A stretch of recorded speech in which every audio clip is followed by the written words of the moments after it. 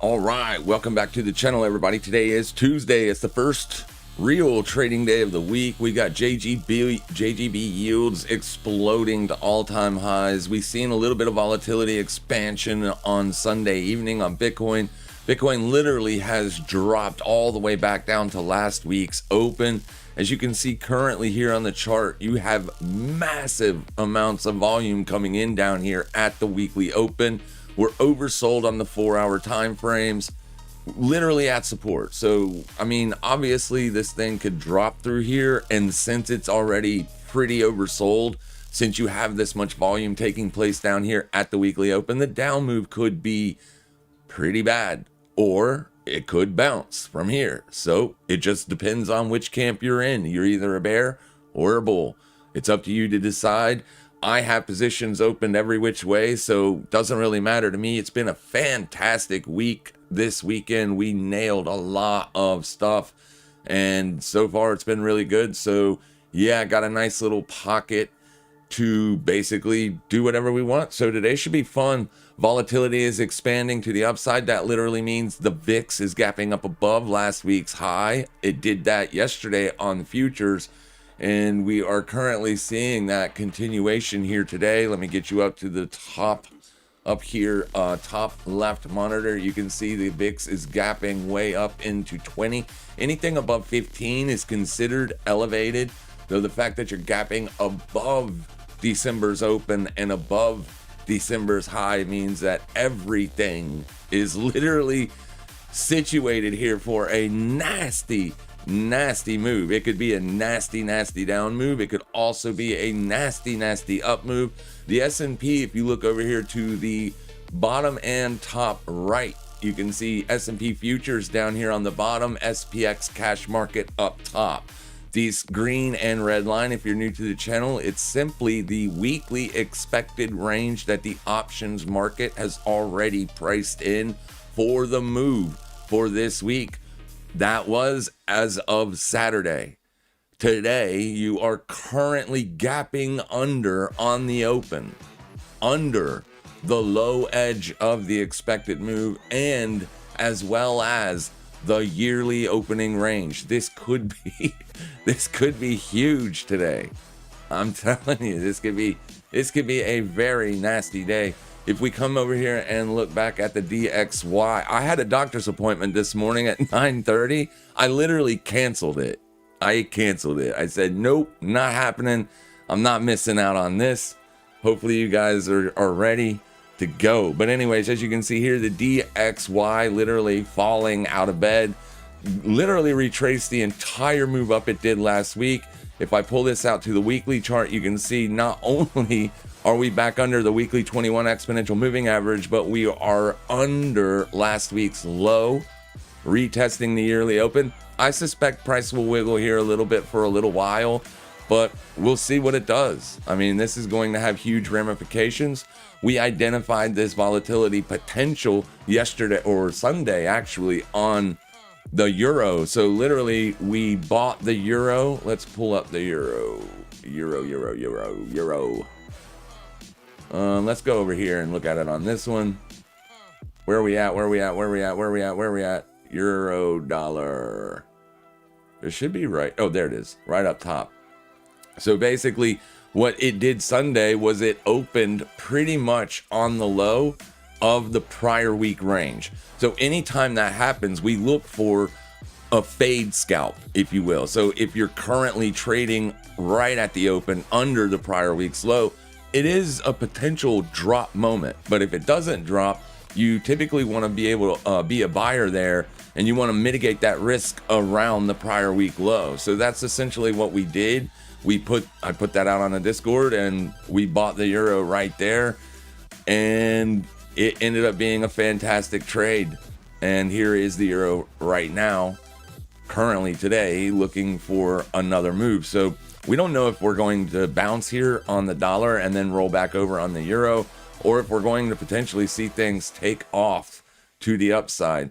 Like I said, the the JGBs are at all-time high, and it's the 30-year. It's the long term. They have a 40-year as well, and it is also, I believe, at all-time highs, but you're at all-time highs here on the 30-year yield. This literally means that the 30-year bond is collapsing. That is not a good thing. That is a very, very bad thing and could have massive ramifications. I don't know if the BOJ is going to try to intervene or not, but with this collapsing, you would think that the dollar USD JPY would be absolutely mooning this morning or today, and it is not. It did have a significant move to the upside. I was short this and it stopped me out, so that sucks. But anyways, you can see this is a pretty nasty 4-hour candle here. I am very interested to see what happens today. Does this thing start to move back to the upside, or does it drop? If we go out and look at the higher time frame levels, you can see that last week's low is currently coming in right about here. So you're getting a bounce there. That's going to be the near term support zone. Yesterday we opened, traded down into that level, bounced, and then today come back to retest it. Now this does look like more of a negative move. So if you're looking for shorts on USD JPY, you could potentially look for shorts in and around yesterday's high if you get up there. Obviously we don't know which direction the market's going to take here at the open. We just know that it could be fun, right? So we want to be ready for that. As far as trades that I'm currently sitting in, I am short Zcash. We have been shorting Zcash since Zcash was up here. Sorry, that I had to get that real quick. Let me do this real quick.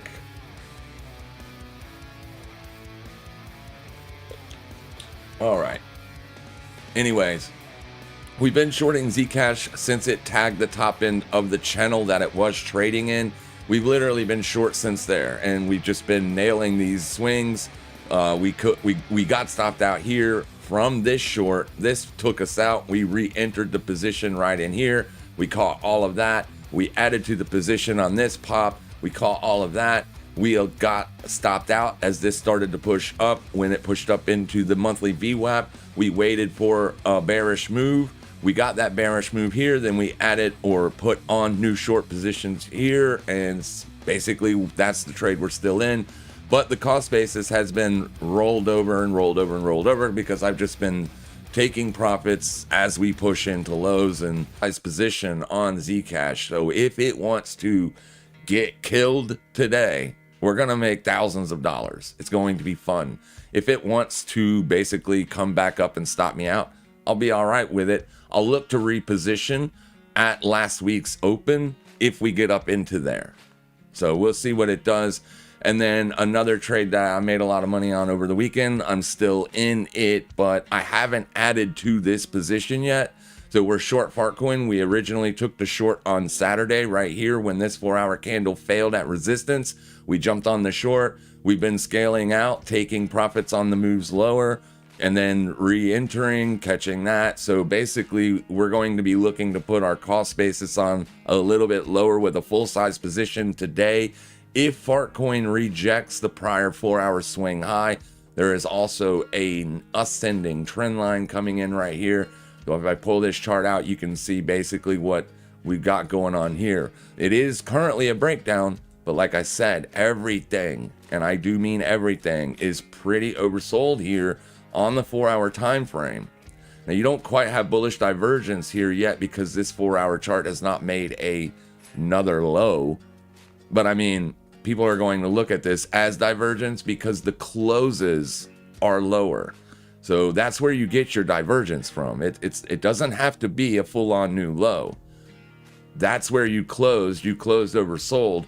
This candle clearly is a lower close with a higher print on the indicator.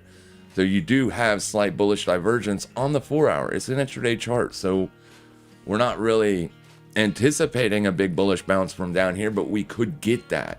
So we have to be very, very cautious today, to say the least. I am looking, so since I have Fartcoin short on and Zcash short on, I am looking to buy Bitcoin here just because it is the weekly open from last week's range. So this is a deep retracement. It's about 5%. So it's not like murdered or anything. It's not down 10%. You're not even down that much on the day. If you look over here, Bitcoin is literally just down 1.6% down here on the lows. So it's not a nasty day just yet. Ethereum's down 3.2. And then as you can see across the board, the rest of the crypto market is blood red. Blood red. Some of them are down pretty good. Fartcoin right here down about 6. XMR down about 12. XMR just is pulling back off of all-time highs here. I actually wanted to see if it could hold down here today, but didn't. So now it's rolling over. Yesterday we were looking to put a short on right there, but I didn't get in on it. So I missed that trade. All's good. I'm not going to do anything with this right here, right now, but we'll see what it can do later on in the week. I think this will be something good to watch for trades later on in the week. Not so much right here, right now. Big bullish move, but this could just be shorts covering, as that's typically what you see when you get a nice move to the downside. It's not necessarily sell side exhaustion, but it does look like sell side exhaustion after it happens. So you just got to be careful if you're looking to buy support when you get a move like that, especially if you're under the monthly VWAP, you're under the weekly VWAP. This will put sell side pressure on. All right, but you got your daily 21 down here. So I'm not really interested in taking a short this close to support. We'll see what happens today. Things could be rather fun. And Wes obviously doing the pants check. He's got pants on because down here in South Florida, it just happens to be 47 degrees. It is nasty cold out there for us Floridians. Obviously, you guys that live in cold climates, 47 degrees, you would probably go swimming. But for us Floridians, we are locked up tight with every heater on full blast and blankets wrapped firmly around our tan little booties. All right. Yeah, it's cold. It's cold in Florida right now. I still do not have pants on. Never. I refuse to wear pants. Anyways, good morning, everybody. Japan bringing volatility back in style. Yeah, Wes actually posted in the Discord that they dissolved. What was it that you said, Wes? Give me 1 second. Parliament. They dissolved Parliament. I don't know if that's fake news or not, but yeah, things are getting pretty bad over there. The concern, obviously, is if they have to do something to prop up their bond market, may force them to start liquidating U.S. treasuries. And if you're not aware, China has currently been selling U.S. treasuries for a long time. China owned up to $1.5 trillion, $1.4 trillion worth of U.S. bonds.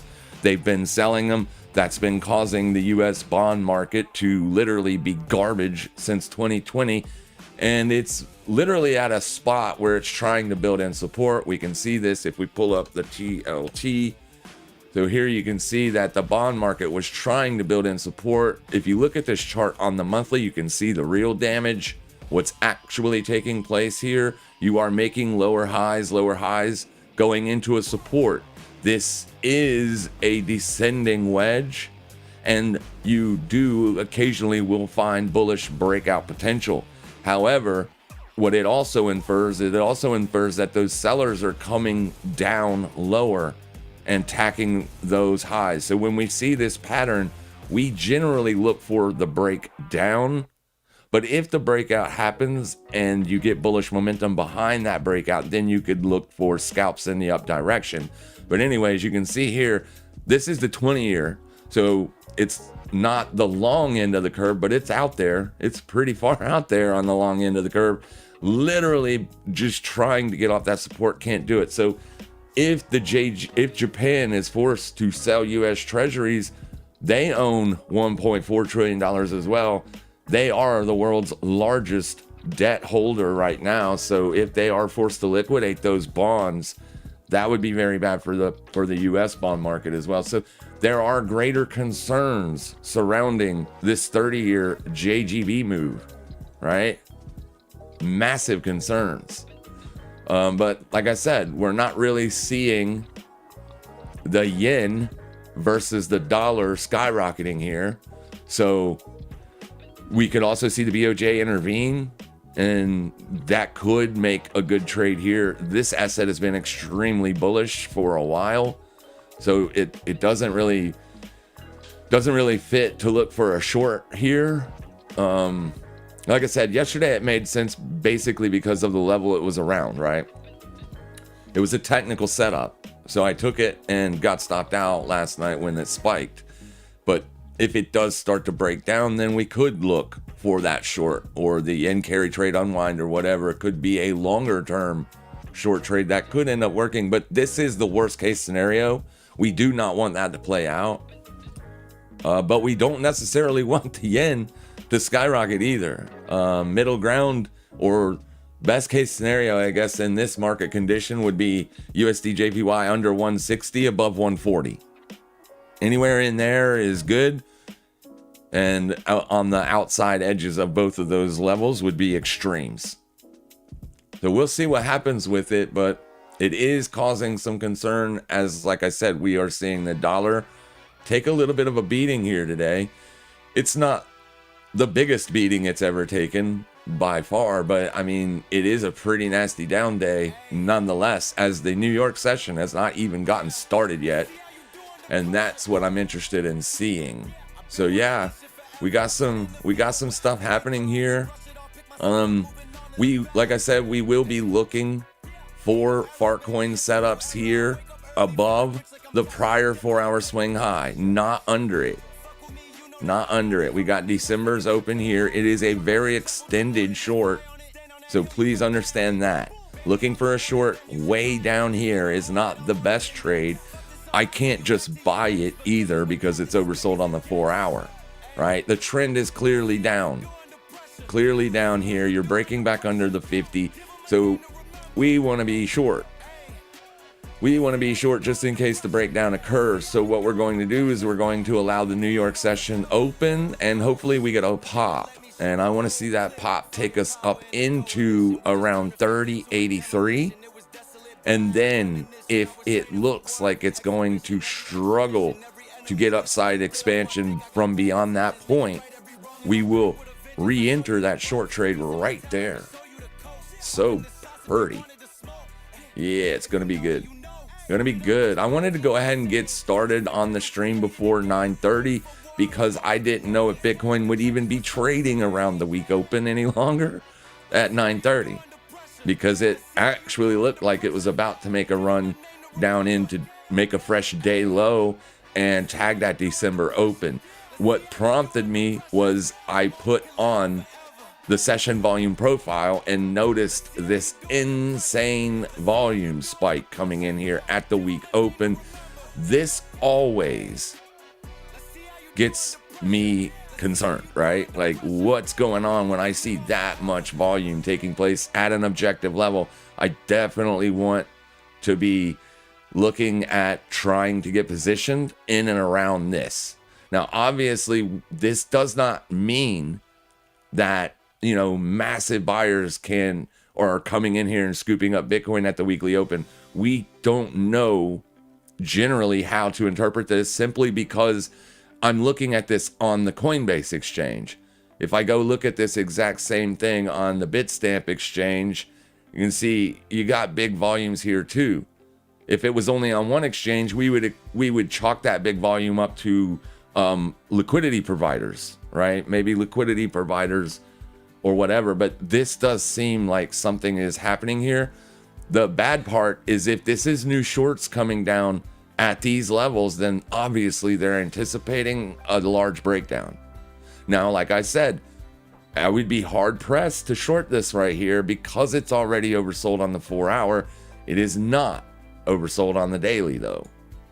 You are just now today breaking under the 50. So there is plenty of room to go to the downside.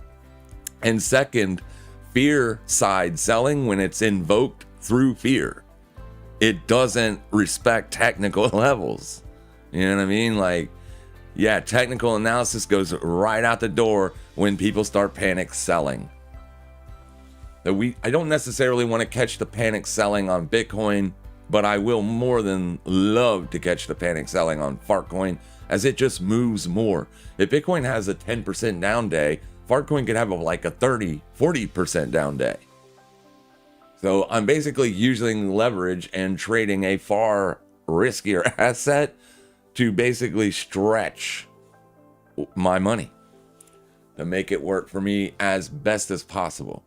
I'm long Bitcoin. I hold Bitcoin cold storage, and I am buying Bitcoin. If Bitcoin breaks down through the April low, like under 74K, then I will also add to my Bitcoin holdings down there. I am a firm believer that Bitcoin long-term will be a phenomenal thing to invest in.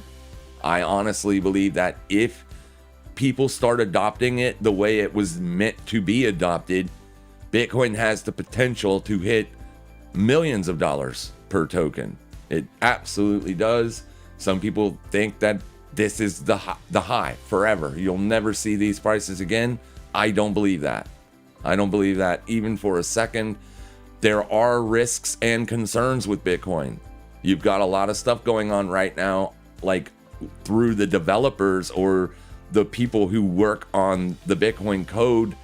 Those people are kind of fighting with one another right now, as I guess Bitcoin Core wants to allow pictures and inscriptions to be in the Bitcoin code, and your hardcore Bitcoiners only want transactions data on chain. So you kind of have this split in the community right now. That could be what's causing the sell side pressure. You also have the 4-year cycle model that everybody and their brother has been talking about for the last 8 years.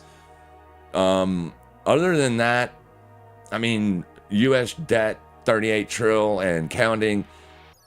China's preparing or making moves that looks like they are preparing for war, not peace. Russia's in war right now with Ukraine. Like, there's a lot of stuff out there, right? A lot of potential market moving dynamics at play currently. So we'll see what happens. I don't think Bitcoin is like, I'm going to trade it. If it wants to roll over, I'm going to trade it. I'm going to short it. If it wants to go up, I'm going to buy it, right? That's what I do. That's my job, and that's what I'm going to do with it. I don't care if it goes to 0. I don't care if it goes to 1 million. Doesn't matter to me. I will be involved, whichever way it goes. I put out a video on Saturday warning people that we were seeing people position themselves in the VIX, and it did look like they were positioning themselves for a risk-off move. And in that video, I also had a look at a ratio chart, which basically shows the fact that for the last 8 or 9 weeks or so, you have seen people rotating capital out of growth into value assets. Growth, when people are investing in growth, this asset goes up, stock market goes up, Bitcoin goes up, everybody happy. When they rotate out of growth into value, this goes down. Usually Bitcoin risk and everything else goes down too. If you compare this chart, for instance, with the SPX on a new scale, you're going to see that it rather does a very good job here of predicting, or not predicting, but just reacting bearish. So right through here in 2022, it was a bear year. If you don't remember, most of 2022 was down. This rolled over. When we had the yen carry trade unwind scare in August 2024, this thing rolled over. Unfortunately, S&P only experienced a 9% correction there. Then early 2025, with the tariff risks and concerns, the S&P rolled over, hit bear market territory. And as you can see, this did too.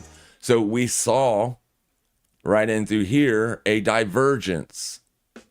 Anytime these two assets start to diverge, we have to be cautious because we see big money rolling out of growth assets. We see small stocks doing good right now, like the IWM was doing rather good. S&P failing to break out. That isn't a good sign. It shows that there's good breadth in the market, but that's, if the IWM is breaking out, you want the S&P to be leading. If the S&P is lagging the IWM, then there's something fishy going on there. So that's what we were looking at. So this weekend, I wanted to make sure everybody was aware that there is a potential risk-off move on its way. And unfortunately, Bitcoin has already experienced a 30% risk-off move, or deeper than 30%, but it was going into resistance, right? And anytime you are retesting resistance from below, you got to be cautious. You have to be cautious. The longer term, this looks like a bear flag. Obviously, Bitcoin is up on the year, so it's bullish for January, but it's giving a lot of those gains back. And we don't want to see that in a bullish market regime. In a bullish market environment, we want to see Bitcoin moving up. It's not doing that. It's moving like very cautiously at best. This was a short squeeze. We want to see that continue. We didn't see the short squeeze continue, and you've given it all back here. So it's very cautious, right? Got to be cautious when this stuff is going on. So Bitcoin is currently trading under the week open. Let's go back over to our Coinbase chart. Get back over here on the 5-minute. So we're getting closer to the bell here. I would expect volatility. Like I said, VIX gapping up above the prior month high, prior month open. Now we want to see the VIX fail up here, but there just isn't a technical level for me to base a short risk or short volatility trade. There just isn't anything here. All right, and the next objective level would be 2280-ish on the weekly. There's nothing up here on the monthly. So yeah, I mean, we'll see what it does. We'll see what it does, but I do not like it gapping up above December's high. And I definitely don't like it gapping up this far above December's high. So volatility is here. Be ready. Be ready. We didn't like what it was doing for the last 3 weeks. We did not like what volatility was doing. It was consistently making higher highs and higher lows. We typically don't want volatility doing that. We want volatility making lower highs and lower lows for us to be bullish on Bitcoin and other risk assets. You're new, welcome. If not, welcome back. The level we are currently focused on and watching is the weekly open. So 90,872. And let's go look real fast at our liquidation levels. This is what it looked like over the weekend. As I told my community over the weekend, we had to be very, very cautious because there was not much liquidity to the upside, as shown by this red line and this blue line. So the liquidity was heavily skewed to the downside. Coming out to here, you've got $10.6 billion worth of liquidations. 10.6 billion compared to 5.1 to the upside. So it just felt risky. You know what I mean? It just felt risky. So you will have liquidated $10 billion worth of liquidity if you get down to 86.2. You're just $4,000 away from that. 86.2 puts you real close to what level? The year open. We don't want Bitcoin coming down into here. Not if we're bullish. We want it going the opposite direction. So for me, when it lost the December high, that was a no move. I didn't like that. That made me become a little bit more bearish, because essentially all you did here, if you look at this monthly chart, all you did was liquidated the prior month high. This is a failed breakout. It's a swing high failure pattern. That's not good. We want to see accumulation. We want to see continuation above the prior month high, as that was a range bound month. It was an inside month. So whenever you break out of another range, that's considered a breakout. If you break out above the high or you break out below the low, you want to see continuation in that direction. So jumping back in the range suggests What? It suggests that this is a failure. It suggests this is a liquidation run only. So when we lost the December high, that means you're back in the December range, which is not a good place to be. The real bad level to break here would be last week's low. You get below that, and this thing is going to break down out of this near-term uptrend here. Not good. Look what happened to Zcash when it lost its same level.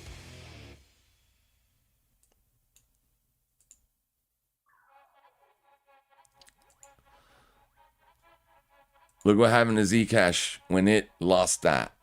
Same structure, same pattern. It's the exact same. Same thing. No different.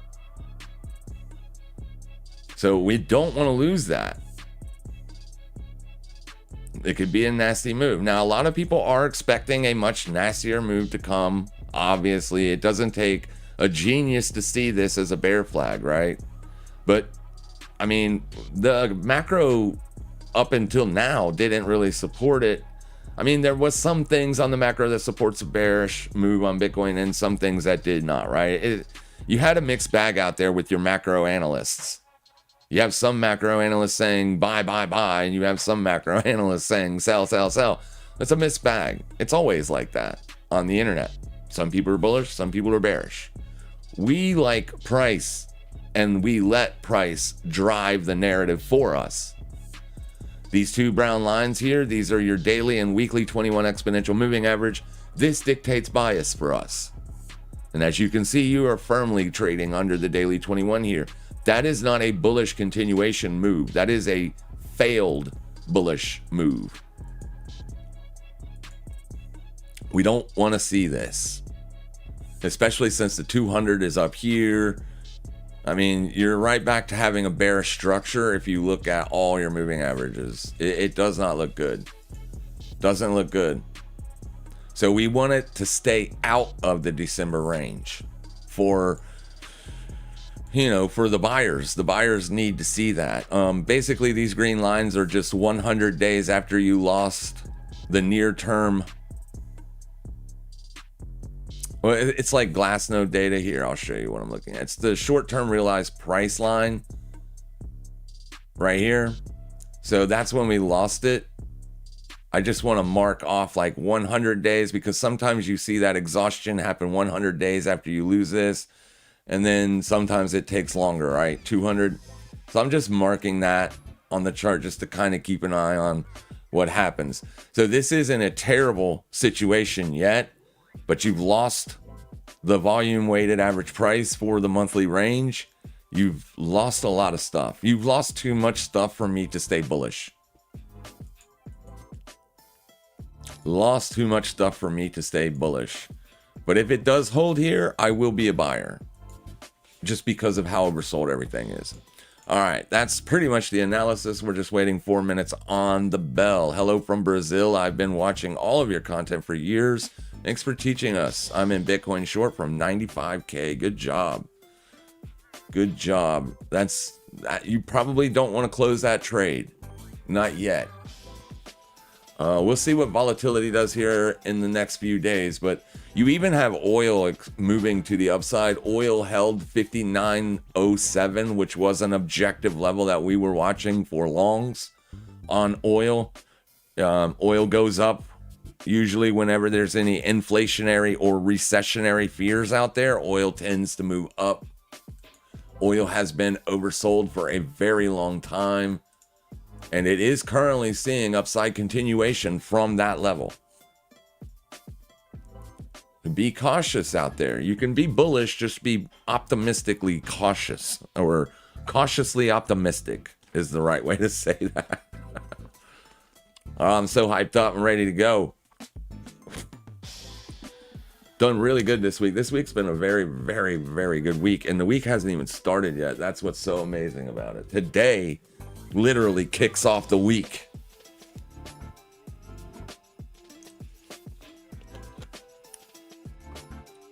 Technical trading is the best trading, in my opinion. Let price be your guide. It will literally tell you most of the time which direction you should be looking for those trades. Right now, it's saying the sellers have come back. Good morning.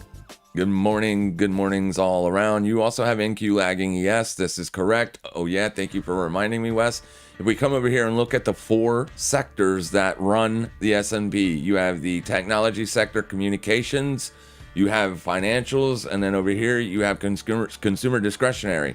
Financials, we had bank earnings last week. You can see those bank earnings were not great as price fell out of all-time highs.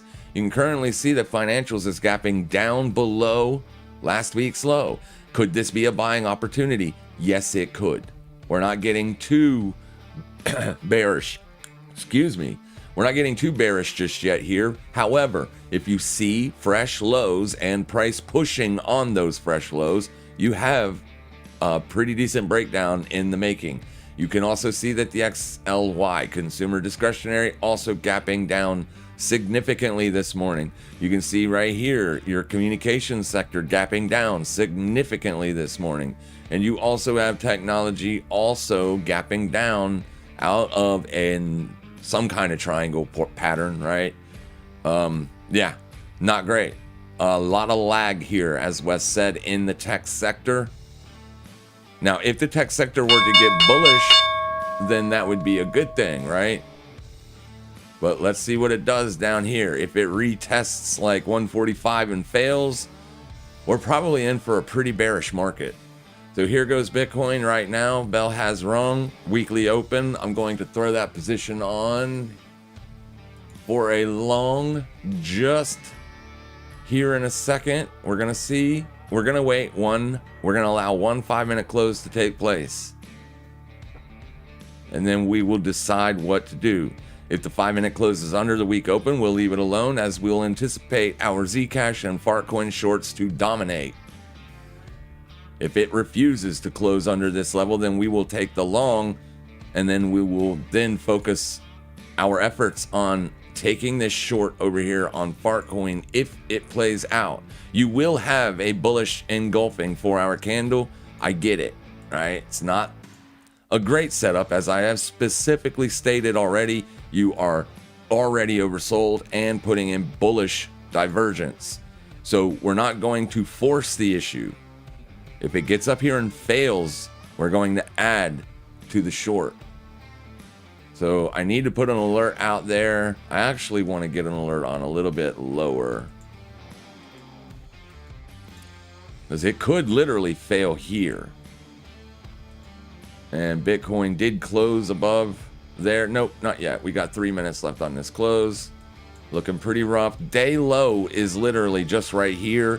So I don't want to put on the long under the week open, as it's most likely headed for this level. So I want to wait for it to show me that it can at least close candles above here before I can get long. It's super weak today. Volatility is expanding today. That's typically not when you want to put on a bullish trade. But we will if it finds support.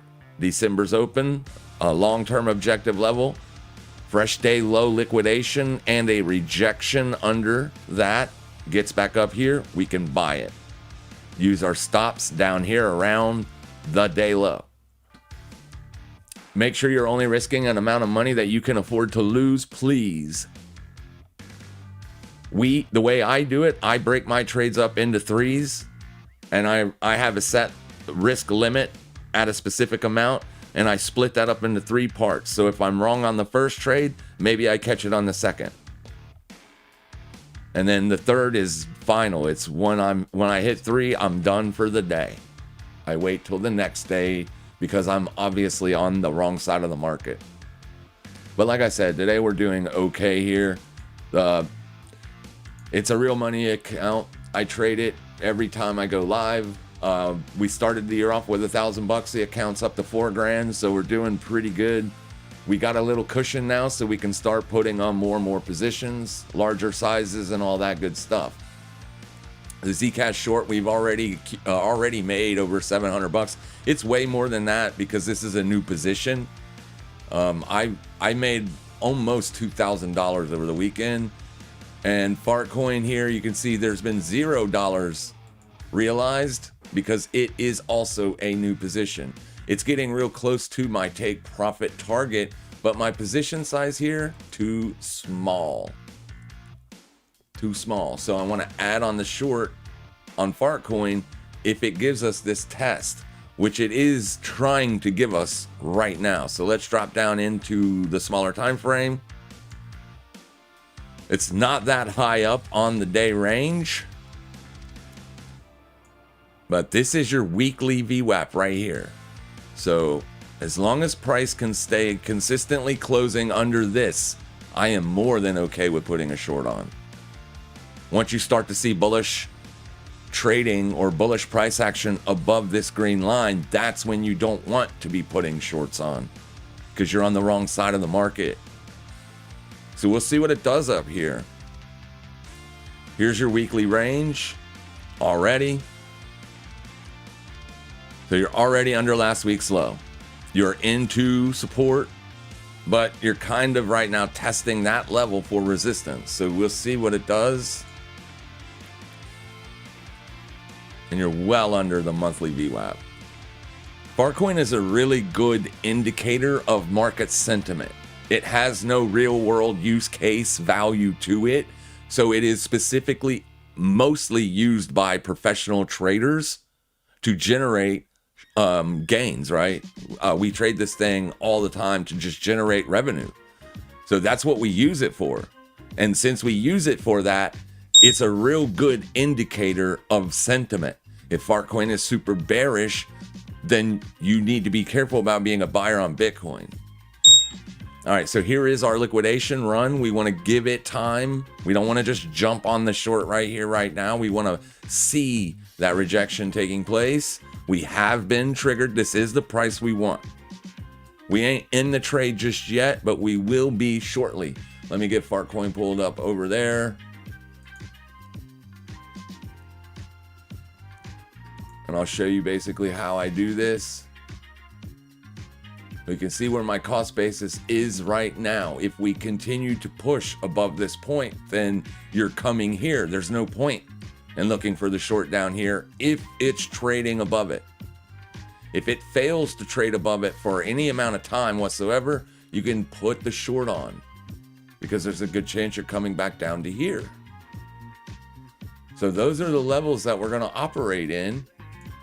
So if it continues to push above here, it's going there.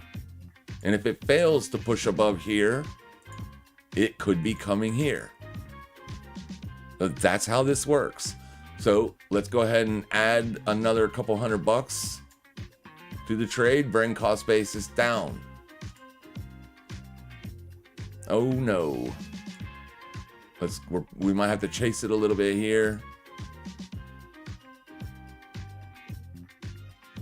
Come on, you get up there, you feel me, you sorry dog, you. I want to make all the money today. Thank you. All right, cost basis here. Like I said, we start closing 5-minute candles above this point. I get out with my money. I got too much unrealized gains here to lose. Now, if it just gives me a nasty, gigantic spike, there's nothing I can do about it. Right? Which is possible. A lot of volatility today. You can see really big upside moves as well as really big downside moves. But I did think that Fartcoin needed to at least liquidate the prior 4-hour candle before it would roll over. And we'll see if it does. All right, let's refresh the chart because for whatever reason, this thing is stuck here. It shouldn't be there any longer.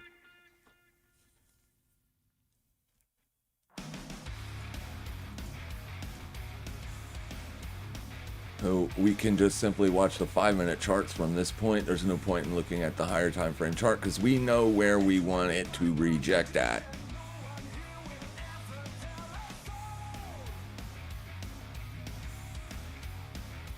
But we'll just give it some time to play out.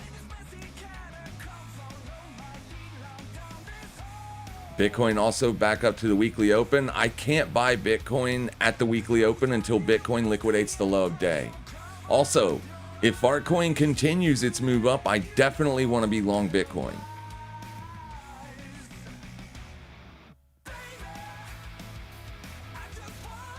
All right, so I'm gonna have to fire off that long on Bitcoin. Hopefully I can get filled on a pullback. We're gonna go in with $1,000 ish, and we want to get in at 98.72. That's going to be roughly in this area here. So I'm going to put it at 91K even.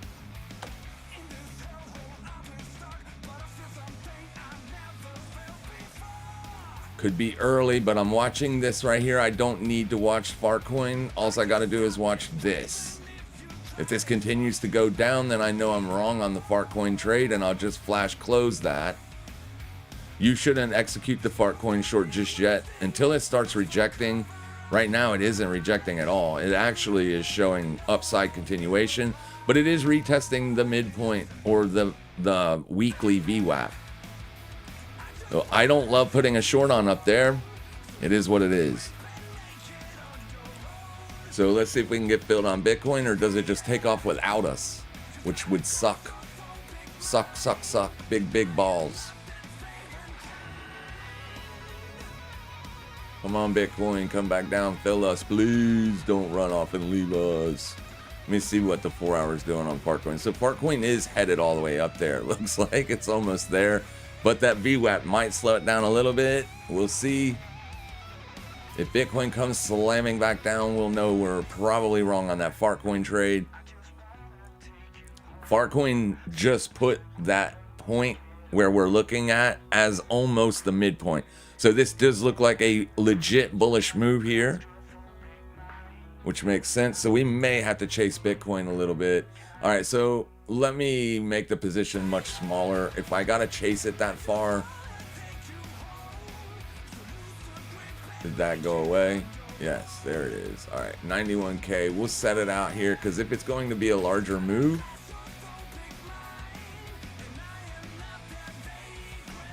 we're probably going to miss it. Goodness.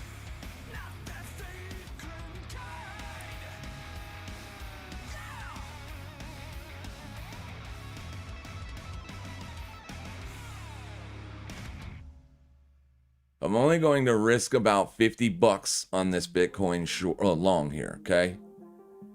Because this, I got to keep an eye on this. As long as this is working in my favor or heading back down, then Bitcoin could roll over.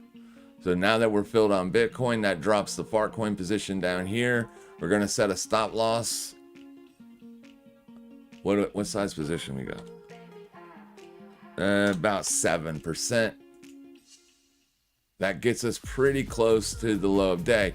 See, this is a concerning move for me because it did not liquidate the low of day yet. I wanted to see that low day liquidation happen first. It did liquidate low of day on weeks. Or did it? Low is 631.40. 344.7. It's not quite low. I'm looking at the wrong thing. 631.40, 90. 634. Yeah, this is a little bit higher. So I wanted to see that liquidation occur first, then buy this. It looks like we're going to eat the stop when it runs the low of day. It's fine. It's fine. Almost completely retraced that bullish pump.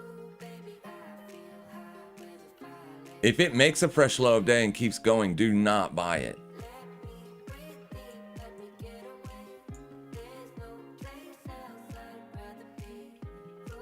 I want to see you hold here. Don't you dare go lower than that.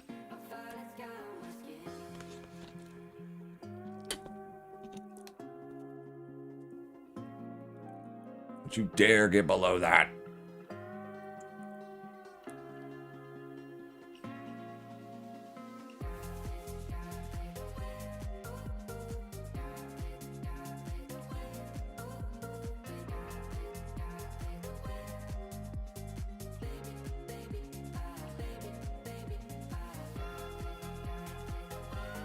Keep an eye on Zcash as well.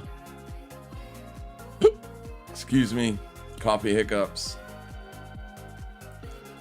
The Zcash did not take out the prior 4-hour swing low. That's kind of concerning.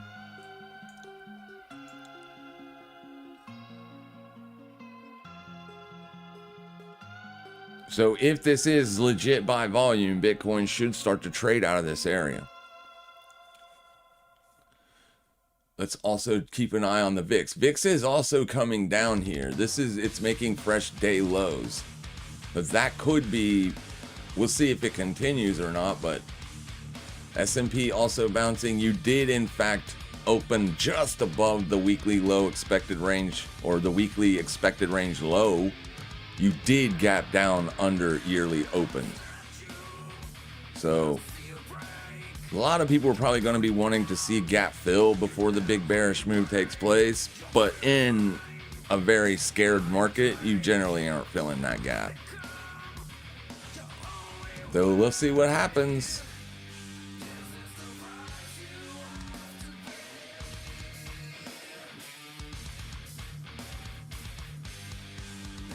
If Bitcoin gets a 70 to 80% drop, 30K is in the cards if the 4-year cycle rhymes with the past. I think 29K is right about 75%. I don't want, if it does drop, we don't want to see it get below 76% because that's how far Bitcoin collapsed in 2022. It went down 76%. Bitcoin's lows have been coming in higher with each cycle. So I think that price is right at 30K.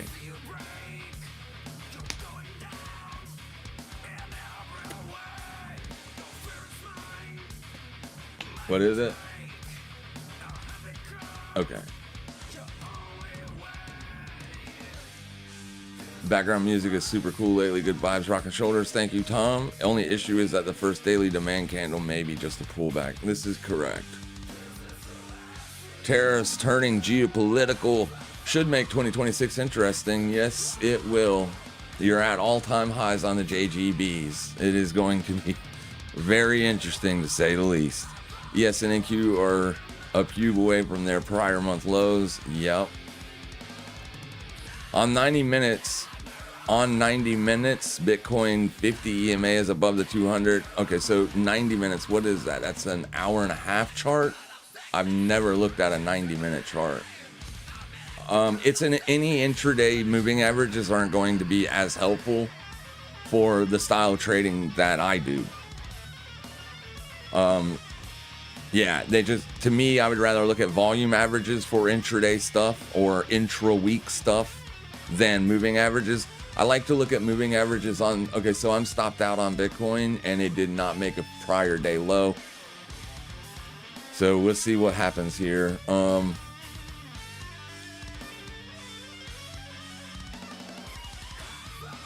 But yeah, I mean, could that moving average, intraday moving average cross help Bitcoin to be bullish? It could. Plus hidden bullish divergence. Yeah, there's some not hidden bullish divergence on Fartcoin. Yeah. 5 minute will show us what to do. Let's go. Yeah, I hear you.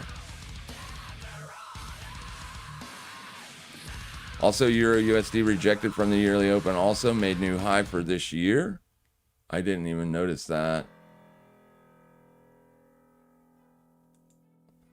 Let me go over there and see. Okay, so Bitcoin, is it making a fresh day low now? It is. Okay. So let me pull up Euro USD real quick.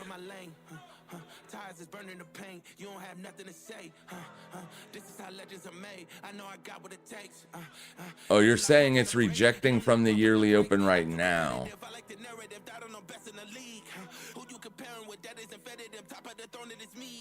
And made a fresh high for this year. Yeah, that's usually a bullish sign, not a bearish sign.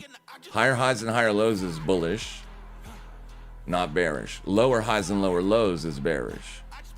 Now on an intraday chart, obviously those higher lows and lower high, or those, highs and lows are going to be different, but it's time frame perspective.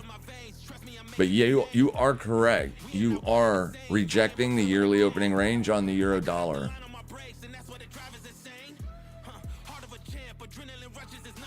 Okay, so this is concerning to me as we are back down to December's open here on Bitcoin. Not the greatest look.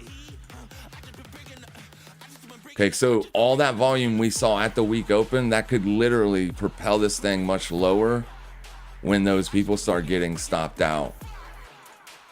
But you just so close took out last week's low. I mean, it is so close. It's disgusting. This is last week's low. It gets under there, it could cause some serious problems.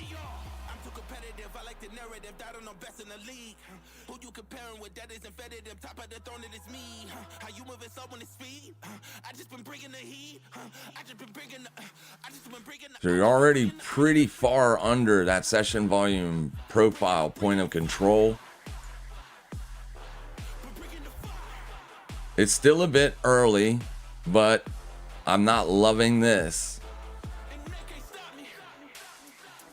See, what I'm also paying attention to is Fartcoin has not really started a rejection just yet. If it climbs back down here under this, that's the rejection we're looking for. This isn't really a rejection, because you're still in expansion territory here, as that is that's a higher 5-minute high. So you're still looking constructive here and not so much on Bitcoin. I definitely want to keep my eyes on this, because if this continues to make higher highs and higher lows, I do want to be long Bitcoin. But if this gets back under here, then no, I do not want to be long Bitcoin.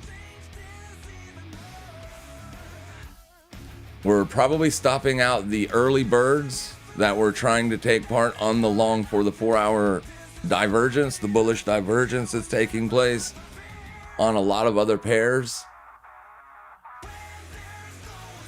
So this is a very good sentiment indicator. If they're willing to pump this all day, you can bet a rally's coming on Bitcoin.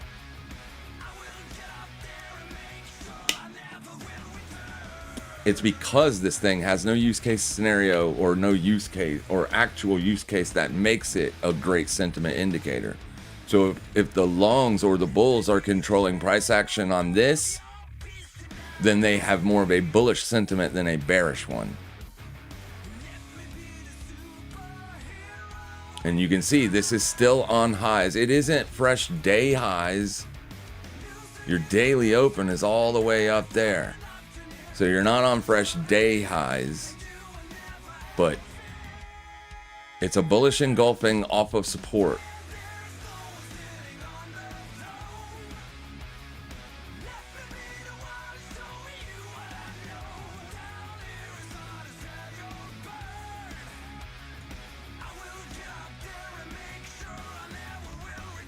Deltas are pretty significantly bearish here.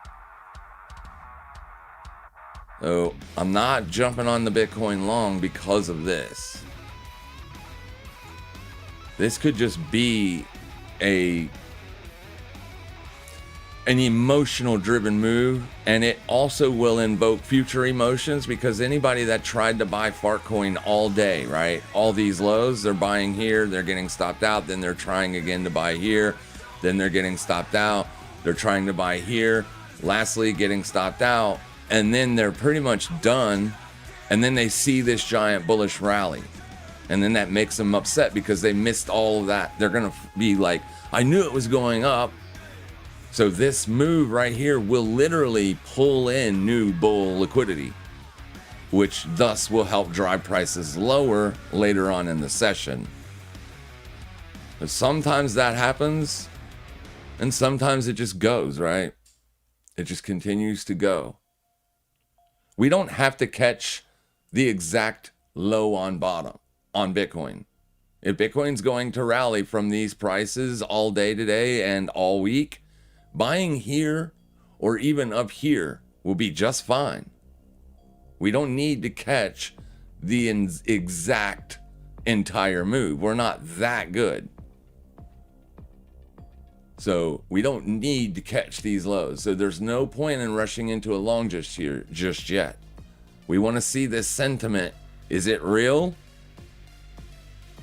Or is this just pulling in those emotional buyers? It looks like it's just pulling in emotional buyers. All of this is going to just help fuel prices lower if it does break down. And Bitcoin is still under prior lows. So it's trying to push on fresh day lows.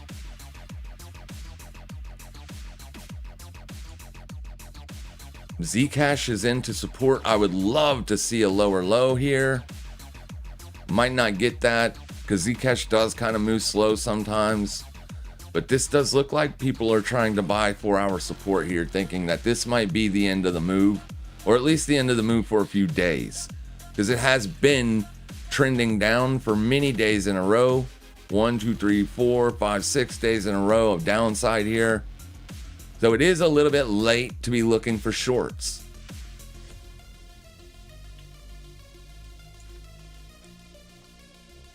But if we break down, I'll take it. I mean, I'll not take it. I mean, I'll take my money and run is what I mean. I'll take it. Because continuation is just icing on the cake for me at this point on Zcash.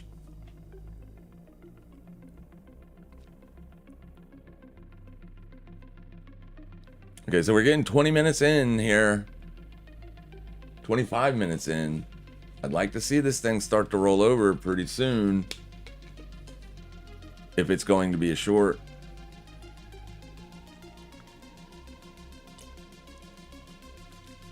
It might be trying to set up one more swing high rejection. Also, to try to get to people that were just basically jumping in on the VWAP. So you might get another higher high and then a rejection later on. But if it fails to start breaking down pretty soon, I'm going to think that it's going to be a higher move. So I need to close that short. I don't want to do that just yet.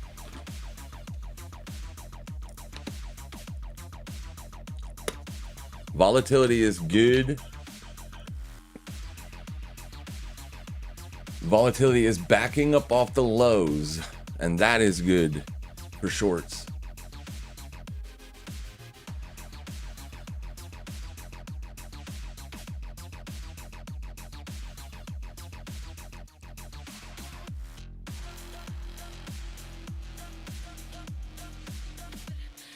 The Bitcoin is still just chopping down here at the December open, which is an objective level of potential support. But we don't know if the buyers are buying that level or not. Doesn't really look like they are, but we'll see. And then also here's your deltas on Bitcoin. So you're below neutral and you do see the sell side pushing here. However, what I liked about it earlier was the bulls did get more aggressive on the lows down here. So that's a good sign. What we don't want to see is we don't want to see this thing start to break down below here, because if that's happening, then price is most likely pushing on lows. And we don't want to buy something that's pushing on lows.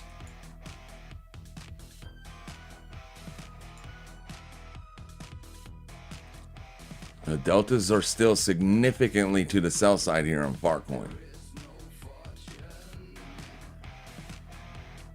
It makes me very, very, I don't really love the bullish trade on Bitcoin.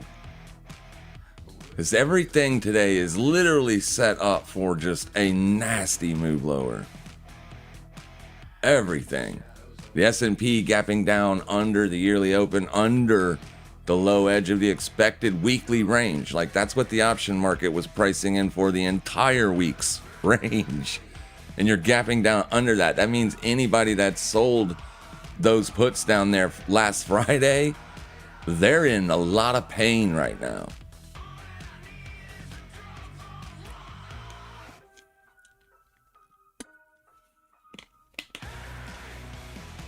If it becomes a gap and go on the S&P, you could see a pretty large downside drop today.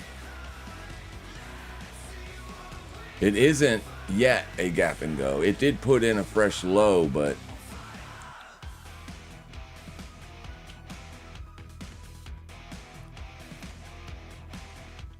yeah, oil still up on highs. 60.32. VIX backed up off the day low. Bitcoin's daily candle looks nasty already. Things just look brutal out there.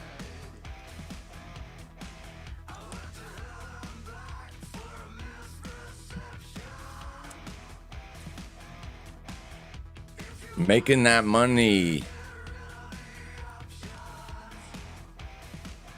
Metals are ripping. Yes, metals are also ripping. Gold made fresh all-time highs today, as well as silver. Silver is off the all-time highs right now, but it did make fresh all-time highs today. Silver is above the 786 extension from last month's expansion, which is crazy. That means if silver gets to, what is that? If silver gets to 99.21, that will be a 100% extension of last month, which is insane because last month was a huge bullish month for silver. Yeah, that JGB's at all-time highs is not good news. Not good news at all. Japan's bond market is breaking. That could have other ramifications. All right, so S&P struggling to make even a fresh 4-hour swing high on the futures. I mean, the S&P is geared up almost pretty nice here for a sell trade because it is rejecting the prior 4-hour swing high. And this is your weekly VWAP here. So if you're going to see a bigger downside expansion, it could come from here. And like I said, gap and go, that's usually when you don't even fill the gap even a little bit. You just gap down and go. Everything was set up perfect for that. Absolutely perfect for that. Which is why we want to be shorting Fartcoin, not looking for longs. But we'll see, though. It's got to get back under this. Has to.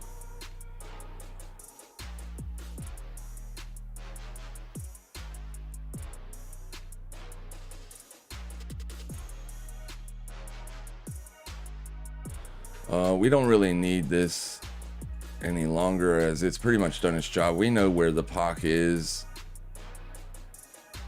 If it spends much time trading up here, I'd say that POC migrates up a little bit. Which could also have bearish ramifications, but it may want to make a higher high here first. That could be what's happening, but if it makes a higher high by a lot, then I'm going to close that short out.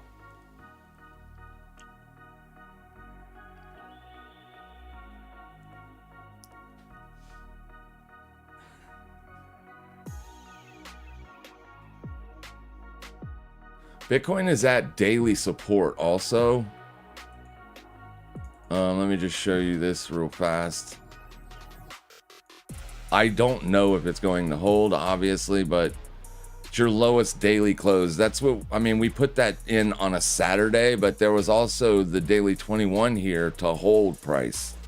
You've already lost that daily 21. It's all the way up there.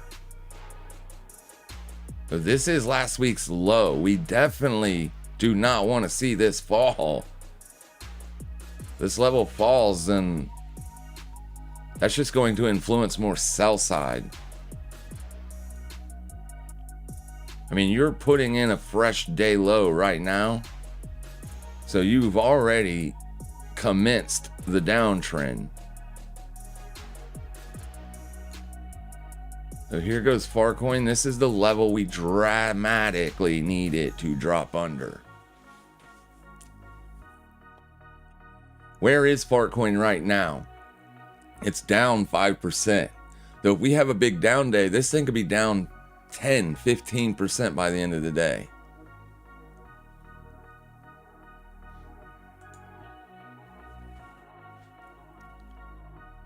Come on, you got to put in that lower low on that delta.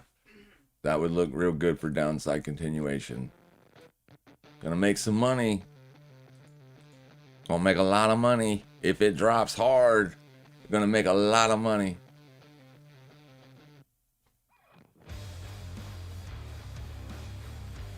I like the fact that it is back up off those highs, those near-term highs at least.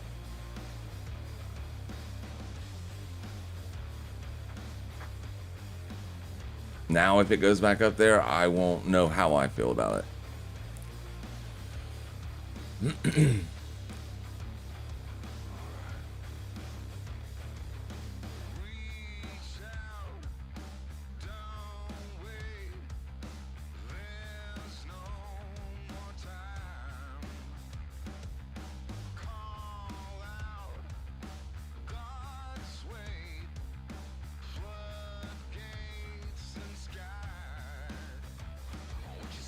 Yeah, it is so close to making a fresh week low. And then it won't have far to go to take out 2 weeks worth of lows. Bitcoin, that is.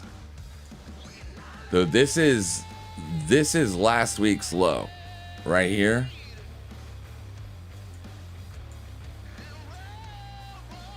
Right here is the prior week's low. So that'll be 2 weeks worth of lows you smoked. Not great. That's not bullish. That's the opposite of bullish.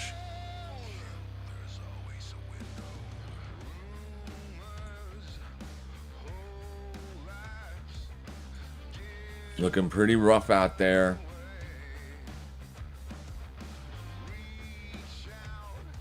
To be fair, S&P is not trending yet. I mean, it made a fresh lower low earlier this morning. The London session literally marked the day low. So the London traders bought the S&P 500 on the lows, and you defended that low pretty good today on the S&P futures. So the S&P futures do not look heavily bearish to me here. So here's that London low, London session low. New York has opened, and you're still way up off that low.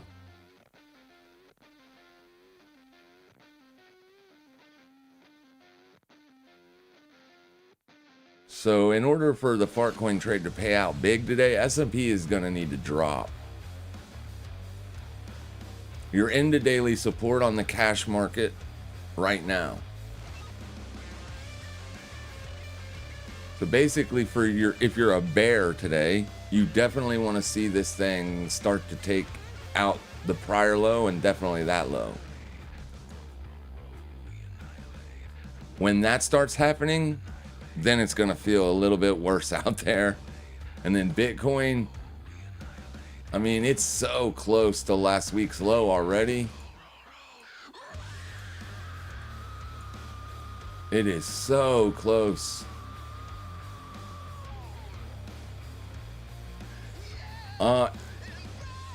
Yeah. You got it at that point. That low is 346. Yeah, this low is, yep, you got it. So that's 1 week. If this holds moving forward, that could be bullish in the future, but it definitely doesn't look bullish today. I wouldn't be trying to buy this. This is too much. If I had a bullish bias, I would have wanted to see it hold up here. The fact that it's down here, that's not bullish. So you are making fresh day lows on the cash market right now as we speak. Futures pushing now. Fartcoin starting to look a lot better. You are trending now on deltas. We're going to make a lot of money today. It's going to be brutal. Maybe I might be getting ahead of myself here a little bit, but already had such a great week. It doesn't really matter to me what happens today, but for you guys, I would, especially if you're short Fartcoin, I would love to see it break down for you.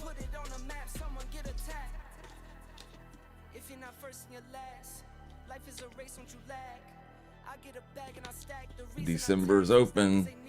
Potential support, that's where the POC is. Just under it, but close enough, right? I'm keeping my eyes on the S&P, keeping them on Bitcoin, oil, silver, dollar. I got my eyes everywhere.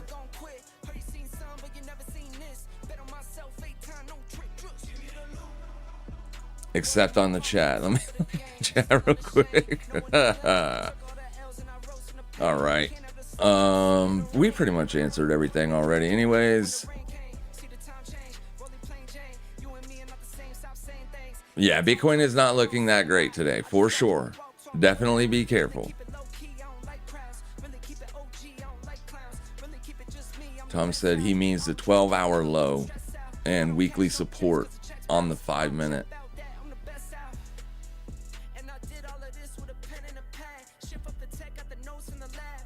I wonder how much Bitcoin is down right now. Just curious. It's down 3% down here. It's pretty nasty. Pretty nasty. Credit spreads look ready to pop in the near term credit spreads.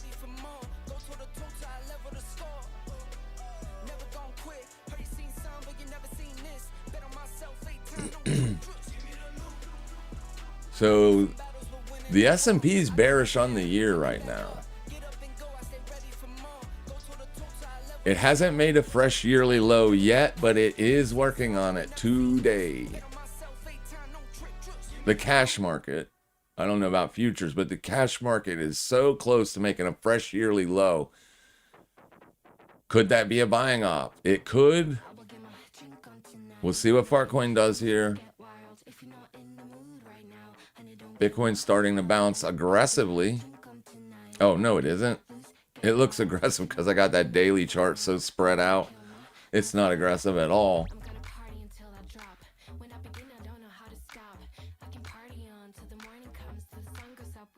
VIX back up to 2015.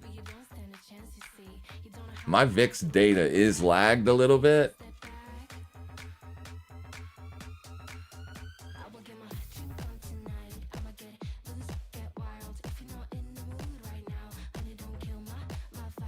People will be looking to buy the S&P on fresh yearly lows. There's just no doubt about it. I just don't know if they're going to be right or not.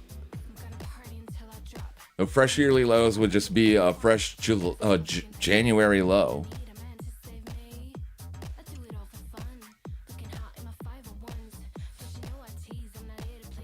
So it'd be safe to say that that's not great. That's not what you want risk markets doing. Okay, so here goes Fartcoin.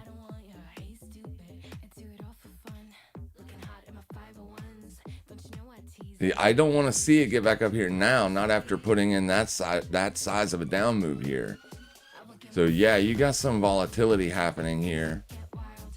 We will buy Bitcoin if this thing continues to make fresh day highs, which it's about to do. So it's just basically going to stop out everybody that shorted the New York Open.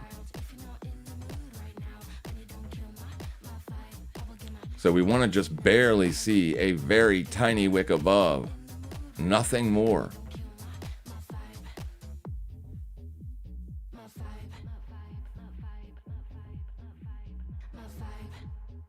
Once again, Zcash refusing to put in that lower low.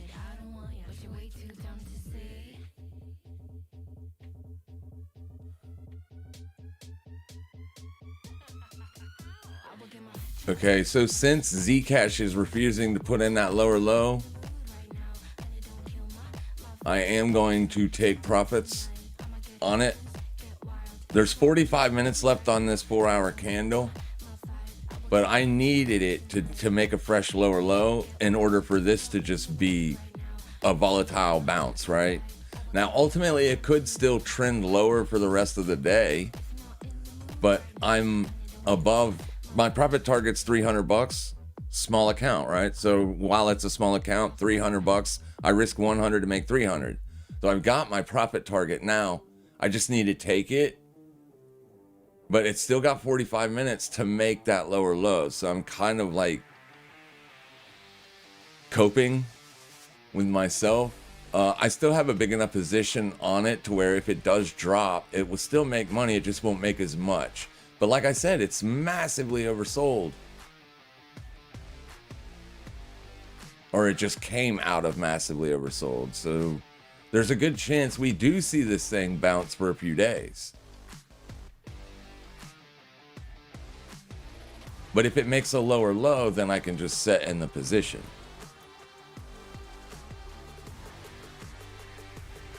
We'll see what it does. I'm going to go ahead and set that take profit. We want $300, so 357, 356. We'll say 355. And we want to take, nope, we want a partial 355, and we want to make $300. That would do it. So that would add $340 to what I've already made on it. And then it'll leave a very small piece open just in case it continues to dump. But I have a full-on position here on Fartcoin. So if Fartcoin rolls over, this trade will make money. Lots of money. Because it's a full-size position, this P&L will go bye-bye really quickly if it starts trending on fresh day highs.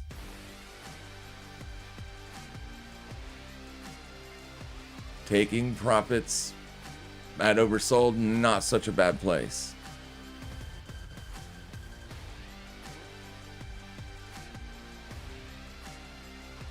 If we can get filled, that is. We can actually move it up a little bit.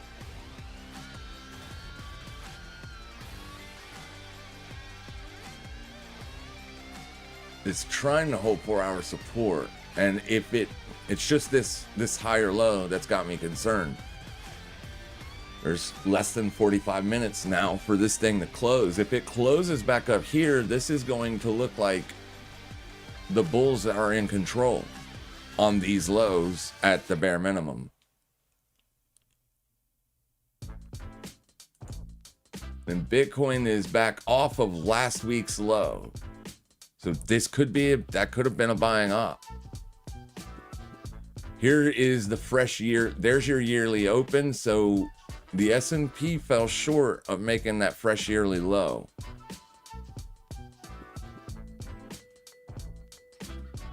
And then compare that with what the VIX is doing here, or not the VIX, but Fartcoin is doing here. This looks like it's trying to bounce.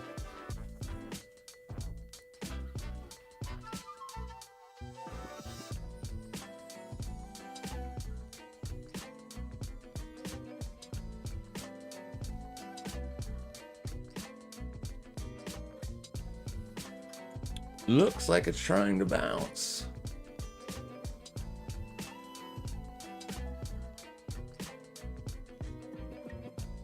Break down, you piece of trash.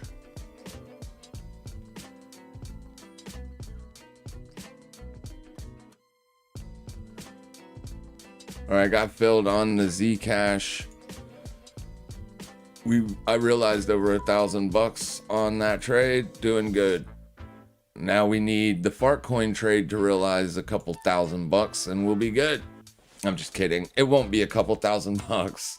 I doubt it's even $1,000. If it's a severe breakdown, it could be, but If it just makes fresh lows and then peters out, it'd be a couple $100.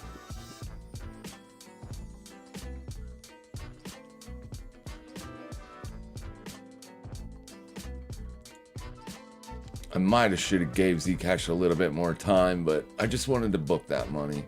It was still short $100, like I said, so if it wants to continue, it will make money. It just won't make a lot of money. Farcoin retracing a pretty good amount of that 5-minute pop. And that volume just did not look convincing to me. But I thought it would at least take this high out at a bare minimum.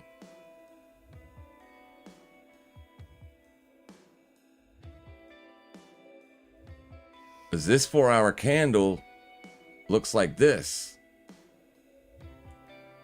All right, that's a bullish engulfing. Still 45 minutes, so it could close as a bearish engulfing if it gets some bearish price action. But right now, it's looking like it's trying to close as a bullish engulfing at support. December's open is a massive level of support, potential support. And like I said down here on your RSI, you've already got bullish divergence here, just based on the closes alone.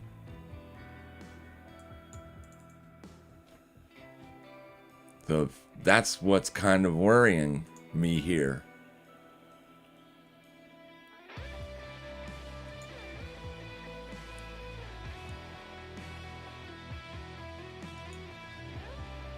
Also this, you're an inside candle, so the next 30-minute candle is going to have to open and put in that lower low, or we could be wrong. The next candle could open and make us an expansion and close up in here. Right now, the bulls from 9:30 kind of have it. So we're still a little bit early. It's just 10:21. The market's been trading for 45 minutes. S&P is off the cash market lows. But same, futures still have not made a brand new 4-hour low. It's still trading inside the last 4-hour candle, but that has 3 hours to go. But the structure just don't look that bearish. It's a big gap down, don't get me wrong. It's already seen a pretty big move, the S&P has. But for like a big move lower, you definitely need to start heading to the lows. And it ain't doing that. Oil is still on the highs. VIX, we don't really want the VIX making fresh day lows. If the VIX is making fresh day lows, then the low of day could be in on the S&P. The low of day is in on the S&P, then chances are the Farcoin trade is not going to work. And that will put us into a bind on what should we do with Bitcoin here.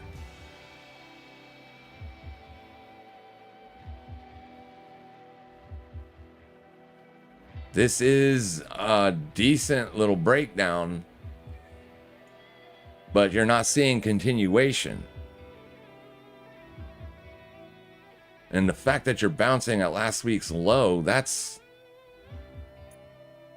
very, very very weird. It should be able to break down. So we might be buying Bitcoin again here in a minute. We'll see what it can do. We've taken one stop on it. We'll take another one.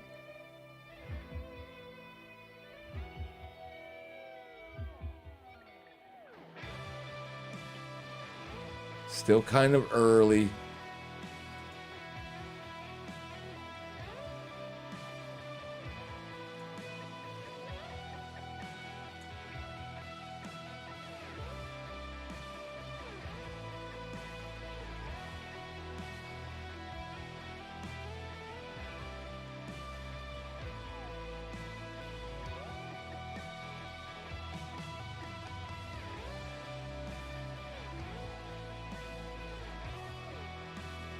S&P heading back up to weekly VWAP for a retest. So it's testing the prior highs.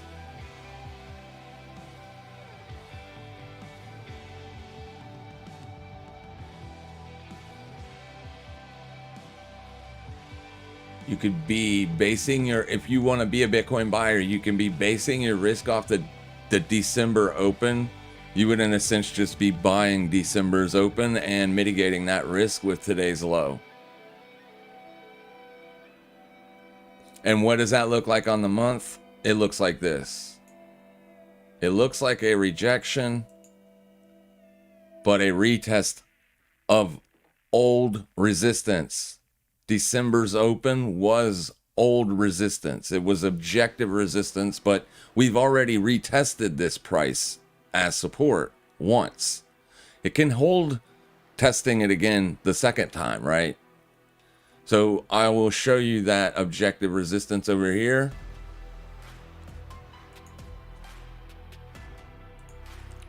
Oop, what did I just do? But anyways, there you go. So if we go back into the daily, so that's December's open. You can see when you lost it here, resistance, resistance, resistance. Even on this day, it broke out above it. It acted as resistance. You didn't break out above it till here. You broke out, then there's the continuation move. Boom, boom. Only 2 days of continuation, but still a continuation move nonetheless. Then you come back in, retest it as prior resistance. Prior resistance becomes support. And then boom, up it goes. This is when it took out the December high. So I wanted to see continuation from there. The fact that we're back down here, I don't love it, but it still could hold here. This is the low. This low right here is the prior week's low. So if you get down here today, you will have smoked 2 weeks worth of lows. And that's not good. But if December's open holds here as support, and you do get a rally that takes place for the rest of the week, might be a good place to have risk on. So at least you could mitigate that risk by today's low. So you would just simply put on the position with low leverage, if you're using leverage, and throw your stop under today's low. If you want to get real interesting with it, you could even put your stop there. And at least then you would, at least you would know, right? Well, it's a lot weaker than we thought.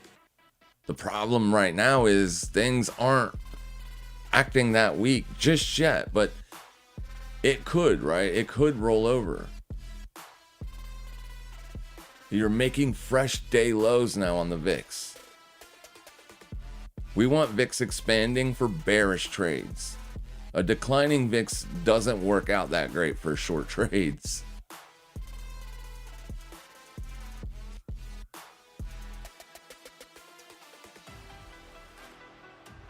So we're short Fartcoin. It is a weak asset, and it has been weaker.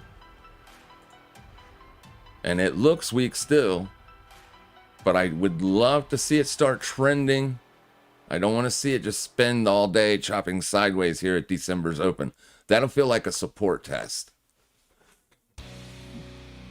So we need to mitigate this short by being long Bitcoin.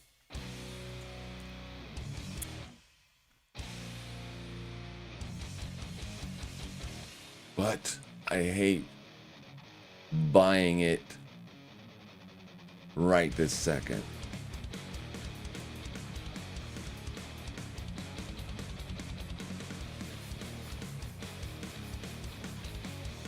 "45 minutes left on," or not, it's like 32 minutes left on the 4-hour close. I would rather have a good look at that. If the 4-hour candle closes back to being bullish, that could change things. Right now, it still looks bearish.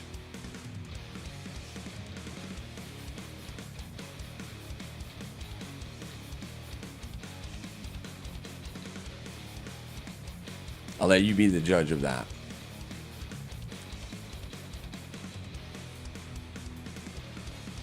The weekly open, the level that we were first watching, is all the way back up to there. It's last week's open, which could also be a level to mitigate risk from.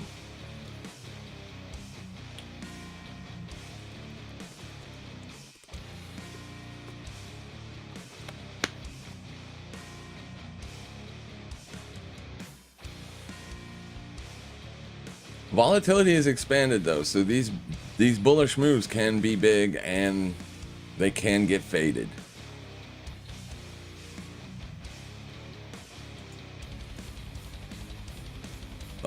You will basically have filled the VIX gap at 1808, but if the VIX gets momentum going back to the downside, I doubt it stops there.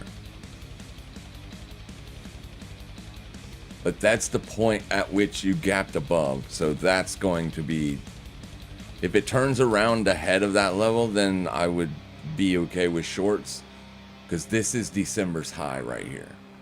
So let me get rid of December's open. This is the level that matters, because you never touched it in normal market hours, right? You never touched December's high at all. The fact that you opened the week up, gapped all the way up here, that, or a retest of this, is like kind of filling that gap.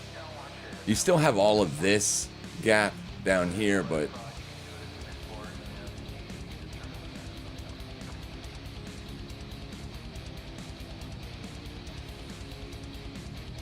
S&P pushing back up above the weekly VWAP.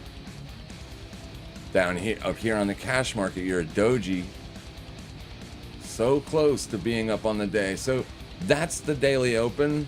Maybe the sellers show up there and push it back down.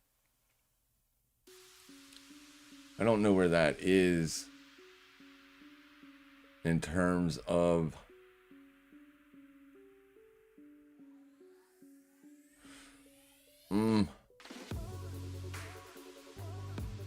so that's all the way up here on futures.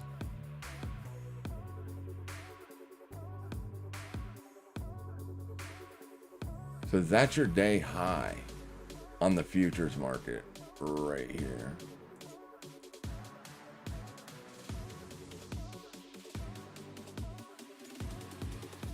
You're about to turn back to white. There it is.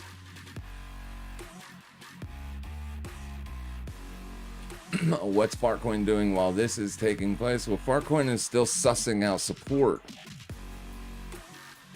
We want to see this thing pushing. It isn't pushing yet, so it's kind of concerning.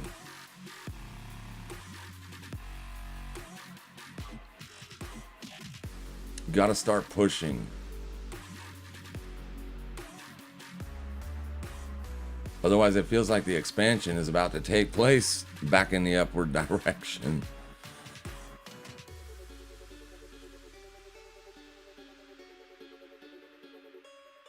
Start pushing.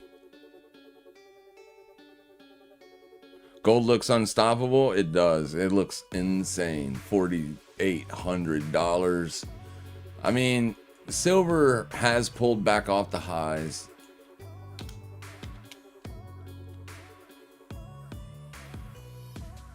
And gold is in retracement mode as well. It made fresh all-time highs in the last 4-hour session. 47, 51.14 is the XAU high.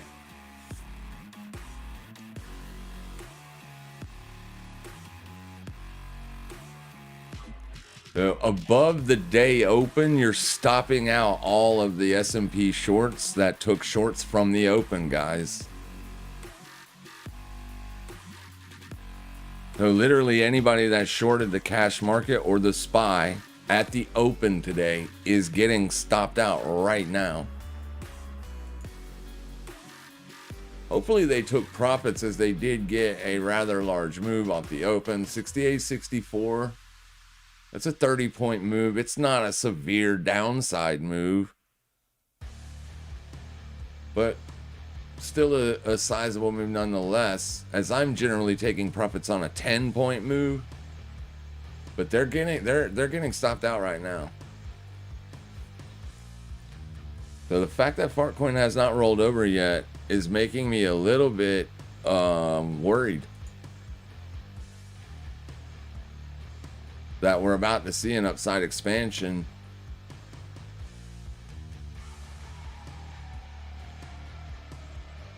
It ain't gonna take much more time before it starts to move. VIX falling down pretty hard now, 1895. So it turned out to not be a very fun day at all. Thought it was gonna be fun, and nope. Them damn buyers showed back up and ruined the party. I don't know if I'd be a buyer here on Fartcoin. But I mean, it's literally refusing to go much lower than that. There's 24 minutes left on this close.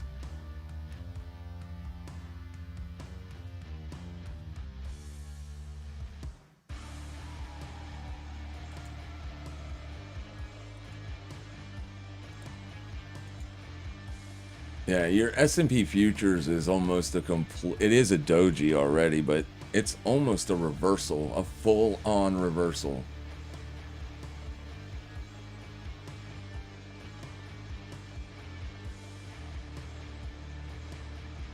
It's hard to get downside continuation moves on a very bullish asset. That's why I like shorting stuff that is very weak. They just work out better. This still looks like downside continuation volumes here. It's not quite into downside continuation yet, but it's close.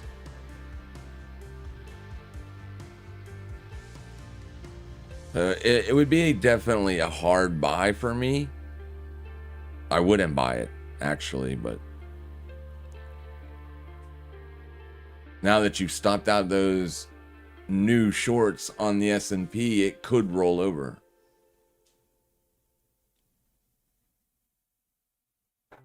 Or at a bare minimum, see new shorts put on at the year open, which is here.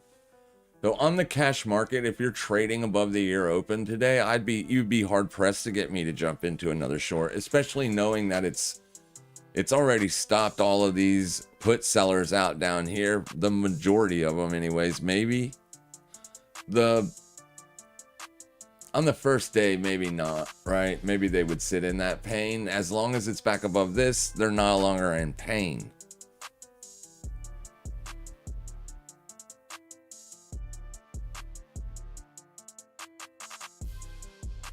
Yeah, I think this will be a very big resistance level for it to get through, but it may not. It may just blast right through that. S&P futures almost back to the open of the day. Bitcoin's still heavy on the lows. You're not even retracing the midpoint of the daily range yet on Bitcoin. So Bitcoin looks a lot weaker than the S&P does. Dollar is still weak and still close to the day lows, which is also, you know, the yearly opening range for the dollars. A lot of volume probably going to be traded here.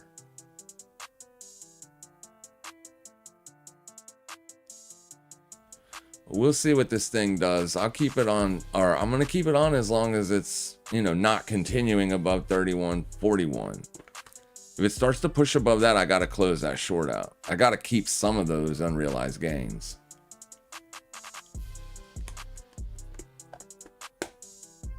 I can leave the short on as long as it's trading under this spot right here. Like I said, above that, then something else is going on.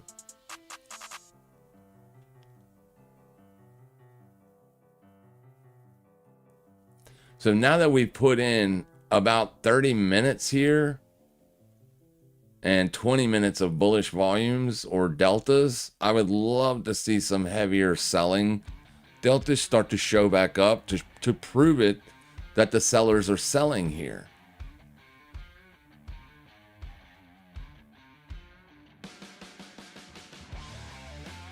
I don't think there are many people selling down here because it's oversold, but you never know.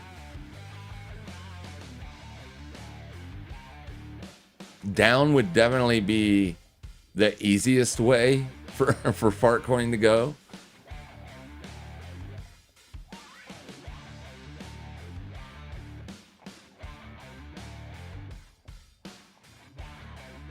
And the weekly open is all the way up here, so you've not really done anything to the weekly range to change sentiment. But it is just Tuesday.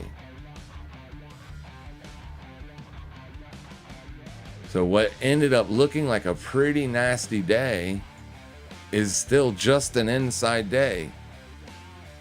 That's Monday's open right here.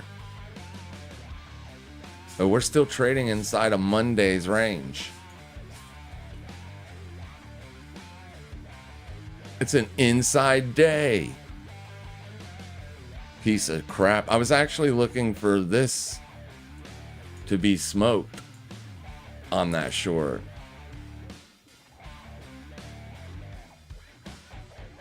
Yeah, just a sideways inside day. On a day that Bitcoin put in a downside continuation move and took out last week's low. We've already taken out last week's low on Fartcoin. So it still feels like it is, the down trade is the best trade here on the daily chart. On the 4-hour chart, if you're looking at that bullish divergence, then you're going to be hard pressed to put on a short.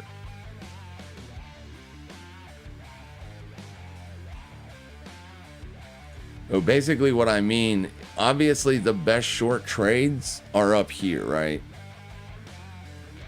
This is the best place. So you can see what price action did down here. It refused to break down right here. Then it gave this bullish bounce. That was retesting the 50. So when we sold it in the Trade Talk community, that was the best time to put the short on. As then you could ride that continuation move back down to oversold and then take profits on oversold, which is kind of what we've done, right? But I would love for the short to work out for the public live stream, because unfortunately I can only take trades on assets that have already done stuff. The move has already happened, but it does look like with the volumes here that we could see a bigger downside push today. So it might not be over. So if you're in the Fartcoin short with me, right, as long as you're trading under this white line, you can hold that short. It's above it that you have to be concerned, because if it's trading above it, you're risking stop loss. So that's why we kind of want to see it fail here and start to push. Because we can target yesterday's low, but nothing else. Nothing more than that. And I wouldn't even put take profit down here. I would put it higher than the low. Because there's a good chance you don't even make another low. You could just trade down close to it and reject. So you would definitely want to set your take profit in the middle of maybe like this low and that low. So somewhere like around 29.33. That way, if the buyers do get it down here and you get stopped out, you get paid at least for taking the risk. But I do not like it above this white line. I do not like it at all.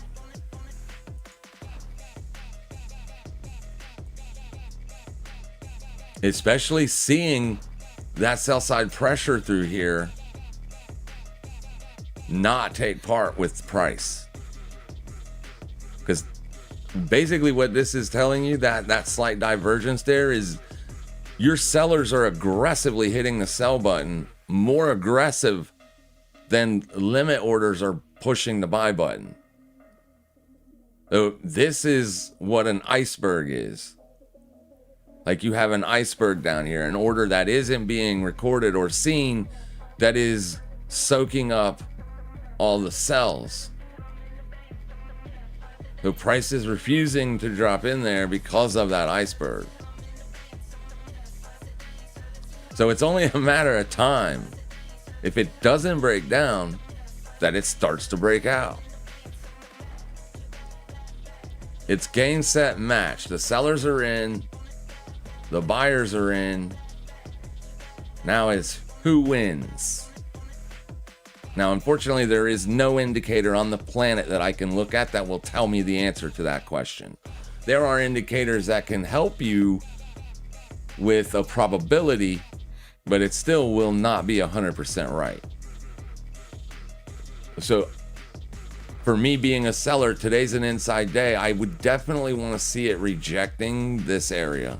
And since it's not doing that, you got to be a little bit concerned. The market opened all the way back over here. And the first thing that happened was you got a bullish push.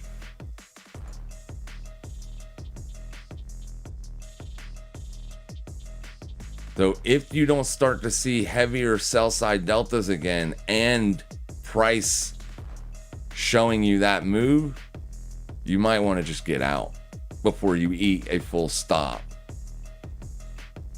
Because it's had enough time now to break down. S&P is struggling at the open on the cash market. It did put in a higher daily high. So if it is going to roll over, I would anticipate that rollover to take place here, right? Because you have stopped out literally everybody almost that took the trade at the open for the sell. They are gone. So now if the market's going to really roll over, I would anticipate that to happen from here. If it continues to push up and make fresh day highs, then what you have is the sellers were stuck. And now their exit liquidity is forcing prices higher. So it's anybody's game still. The pressure is still on the sell side for me at this moment in time. But the more time that persists throughout the day with this look, starts to feel like those sellers might be on the wrong side.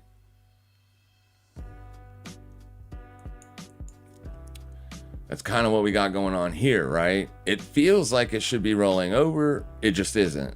And whenever what you think should be happening isn't, that is a signal in a sense.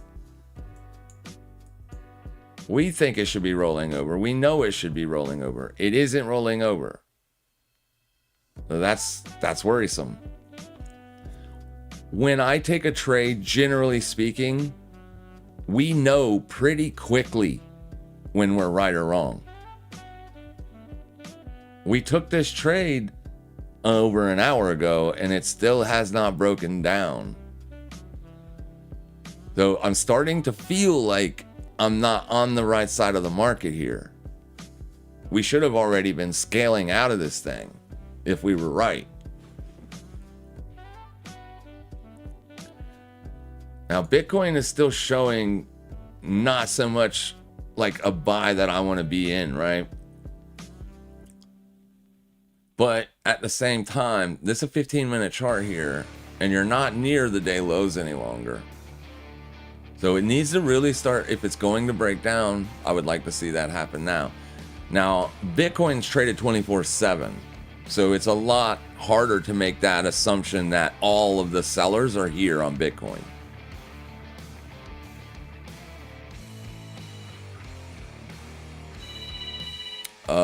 I have to take this call.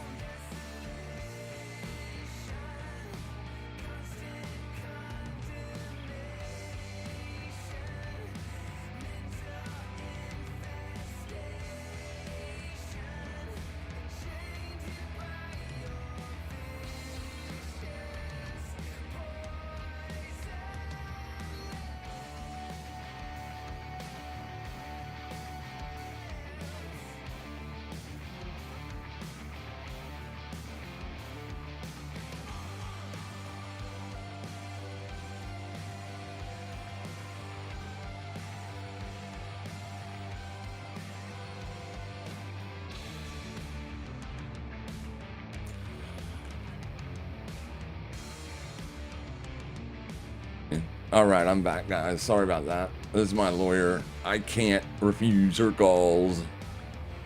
Okay, so what do we got working here? What do we got going on? Let's go back over to Fartcoin. Yeah, it's refusing to drop, so I'm getting kind of concerned about it. Take your money a little bit. Yeah, you got to take money. Always take profits. That's what separates winners from losers. Sometimes, right? Sometimes losers just have bad trading strategies, but yep, take your money. Can always smoke this range to the downside if geopolitical tensions escalate over the resource war in Greenland. Well, I kind of figured that's what got the dollar moving, but it wasn't until I looked at the JGB yields that why we're seeing this risk. JGB yields for sure. Mods who keeps deleting my comments. I've been paying member for this channel for years, and I don't think anybody's deleting your comments, bro. Let me see.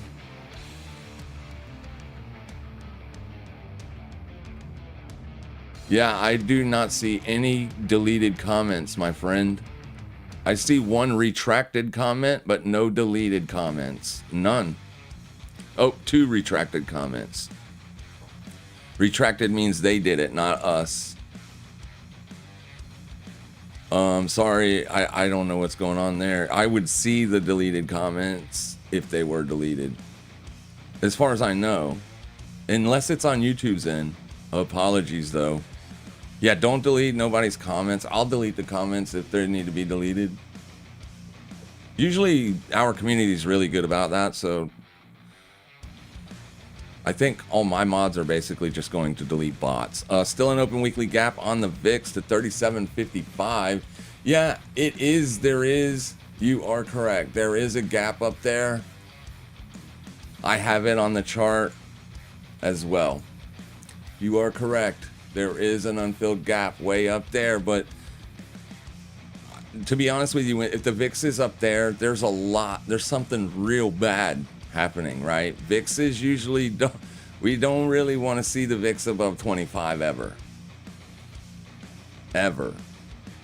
The fact that it did get up above there a couple times last year was concerning, but it immediately fell off, right? That's kind of what we typically will see. But I felt like the JGB bond literally taking a dump would be hit a lot harder. I figured the markets would take that a lot worse today. And they still might. As you can see, S&P is backing off of the open a little bit. But like I said, it made that fresh day high. That is typically where we would be selling. So the fact that it is backing off of that level, that does look good. It's a little late in the session for us typically, but we'll see what happens now. But like I said, now that that's occurred, now that you've stopped out all the 930 folks, you may see that move lower. But if it persists, making fresh day highs as the session goes on, like, because obviously I'll be done around 11:30, 12 o'clock. I never go past noon usually. So if it's making fresh day highs that late in the session, the shorts are just smoked. It's probably going to continue to expand up. So we want to see it start to roll over now. My only concern is on the riskier side of asset investment. This is the most risk on asset out there. The fact that it isn't rolling over yet kind of concerns me. These things usually get annihilated when Bitcoin drops or has a heavy drop. These things usually get destroyed. They get toe up from the flow up. And it isn't rolling over. It isn't expanding up yet either, but it's above the prior 4-hour swing high right here. And that's not good. We need it under that level. This is the level, this is the line in the sand for me. It needs to be putting in fresh lows below that price. As long as it's up above it, its risk is to the upside.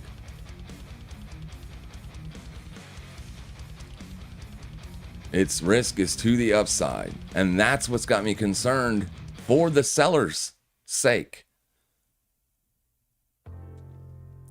For the seller's sake. Because you have vol sellers, that's all they do. That's what they do for their living. They just sell volatility. That's their job. So whenever the VIX expands the way that it has today, the VIX sellers get to trade. The VIX sellers don't really get to trade when the VIX is below 15. They have to wait. They have to be patient until VIX does expand, and then they can start selling it. And that's generally why you do see these big pops that don't last for very long. And then the markets chill out.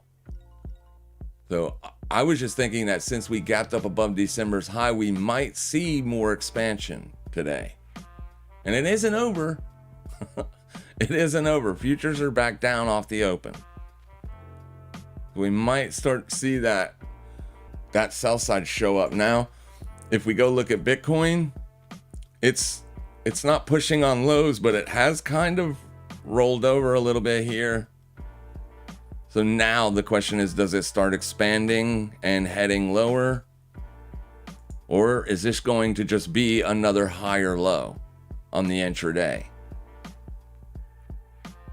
It is at the prior week low. So this is a big level here. You will have people buying this that are in. When I say you have people buying it, I mean the people that have a bullish bias on Bitcoin. Those people. Like if I had a bullish bias on Bitcoin right here, I would be buying it, similar to what I did to euro dollar. Similar to that, right? We were on the week lows, fresh weekly lows here, fresh monthly lows here. So that was the chance for me to put risk on for the expansion back in the opposite direction. So you will have people taking bullish trades on Bitcoin for this very reason here. So if this does end up being a higher low, it will start to feel like the bulls did come in here and they did pick up that fresh week low. And this is that's why I said this is a good place to put risk on if you are bullish. Just mitigate that risk with the current low that you have. Because if it starts to make fresh day lows, you don't want to be long anyways. Just make sure you don't lose all of your money if that transpires. You only want to lose about $30 if you're wrong. You never want to risk a lot of money. Ever. Because if you're right and Bitcoin does expand all week up from here, by the end of the week, that trade is going to be up nicely. Today is Tuesday, so it could be trying to put in the weekly low. And buyers could be using this negative sentiment that's out there right now to put that long risk on. The fact that Fartcoin is not rolling over is very, very interesting to me, to say the least. Now, maybe people just aren't trading Fartcoin today. That could also be true. Right? Maybe they are trading other things. I haven't even really looked at other things. Look, Bonk right here, it did that. It's back down on the lows. It did the exact same thing Fartcoin did. It bounced up real high and then the sellers hit it. At least they got it back down to the lows. It's not making fresh lows yet, but that's a trade. And it worked. That was a almost 3% move for them. So I'm sure smart traders are going to take profits on that. And Pingu, similar, right? You got a nice little pop here. They're trying to fade it right now. Or maybe they're just trading other things. That's also a small move compared to what it should be. You're trading inside Monday's range on all of these things. Monday was just a big move lower. So it's just going to have to go into price discovery to see who ends up being right here. But the S&P futures, if it keeps backing off of this low right here, I'm going to feel like the buyers have picked it back up. And we did just get our 4-hour close on Fartcoin. and I don't like it. It doesn't look good. I wanted this thing to close back under here. So now buyers are going to be watching this as a supply zone. Right? Which they were even while this candle was being formed. They probably did already identify that as a potential supply zone. Now, buyers don't know if it's going to work. We never know if the trade will work or not. It's just a technical level that technical traders look at and say, if that holds, then I want to be long. Look exactly where this thing bounced from. It literally bounced right from that 4-hour supply zone. So buyers see that, they put long risk on. Only time will tell if they're right or not. That's it. That's all I do. When I put risk on, only time will tell me if I'm right or wrong. That's gonna play out today, no different than any other day. My major concern is that it just cannot get anything going to the downside. And it had plenty of time to do so. So here goes your upside expansion. Like I said, if it don't start happening soon, we're going to end up see that expansion take place to the upside.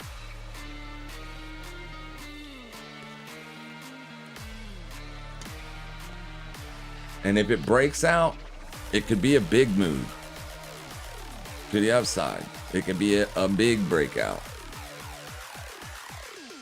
Let me look real quick on the Fart Coins funding rate real fast. That might give us a little bit of an idea of what's going on. Okay, so funding rate is currently paying sellers. Since the funding rate is paying sellers, it's not paying sellers a lot. So it's pretty even out there as far as, you know, buyers and sellers on the day. But because the funding rate is paying the sellers, that means there's more buyers than sellers. If there were more sellers than buyers, then the sellers would be paying the longs. That's how the funding rate works. It flips and then gets, you know, it moves based on order flow. So right now there's more buyers than sellers in Fartcoin, at least according to the funding rate. The funding rate is trying to influence sellers to jump on it, to keep order flow at parity. We'll see how it plays out, but I'm not loving this reaction at all. I would have much rather seen it just start to move and move in a pretty aggressive manner. Dollar also did nothing. It's like the big move has already played out, and it looked like it was more or less.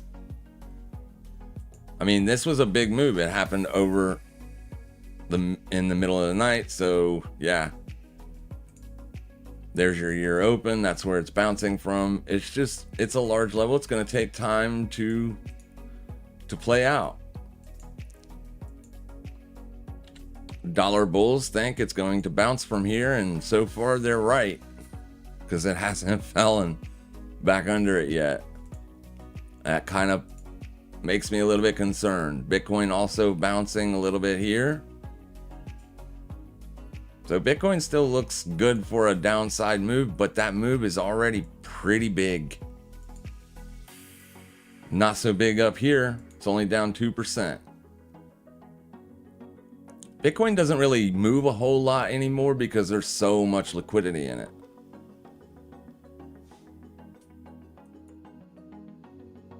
But it kind of sucks that I only have short side risk on. I don't have any long side risk on to mitigate those short trades, and I would like to have some long side risk on.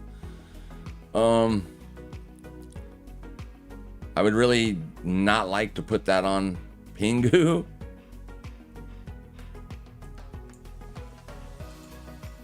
Maybe Bonk. Looks rough.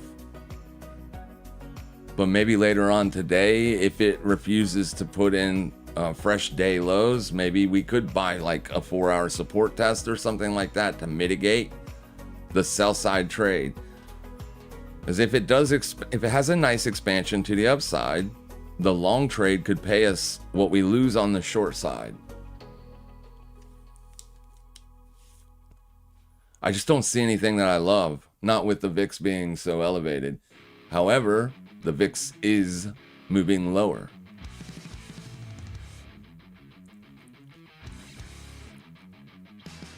So we got a little bit of a downside move after we got the bell. Nice little pop and then a downside move, but no continuation yet. We start to see that now.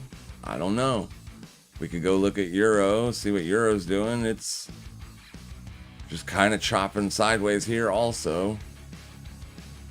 Same thing, had a nice move up off of London open, and then hasn't really done anything since the New York open. Just chopped sideways. So maybe sellers need more bad news to get involved. To be honest with you, this moving up doesn't feel right to be super bearish on risk assets, but risk assets and the dollar have not been correlated inversely for a long time. They've actually been trading more correlated. S&P, a dollar has a down day, S&P has a down day. It's been weird. But it almost seems like if the dollar's getting hit hard, you would be more bullish on something like Bitcoin. But that hasn't been the case for a long time. But yeah, it's turning into a wash day. Unless you were in early, like in the middle of the night or early last night. If you got short around the open of the fresh day range, which was right here. So that was the open. So sellers looked like they just got short right at the new day high. And that's what happened. It worked.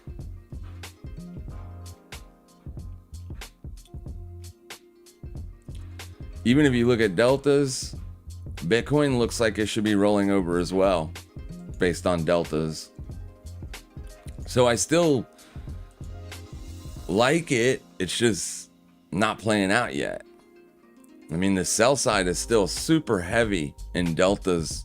That's your neutral line all the way up there. So now we're starting to see some sell side candles show up, but no deltas.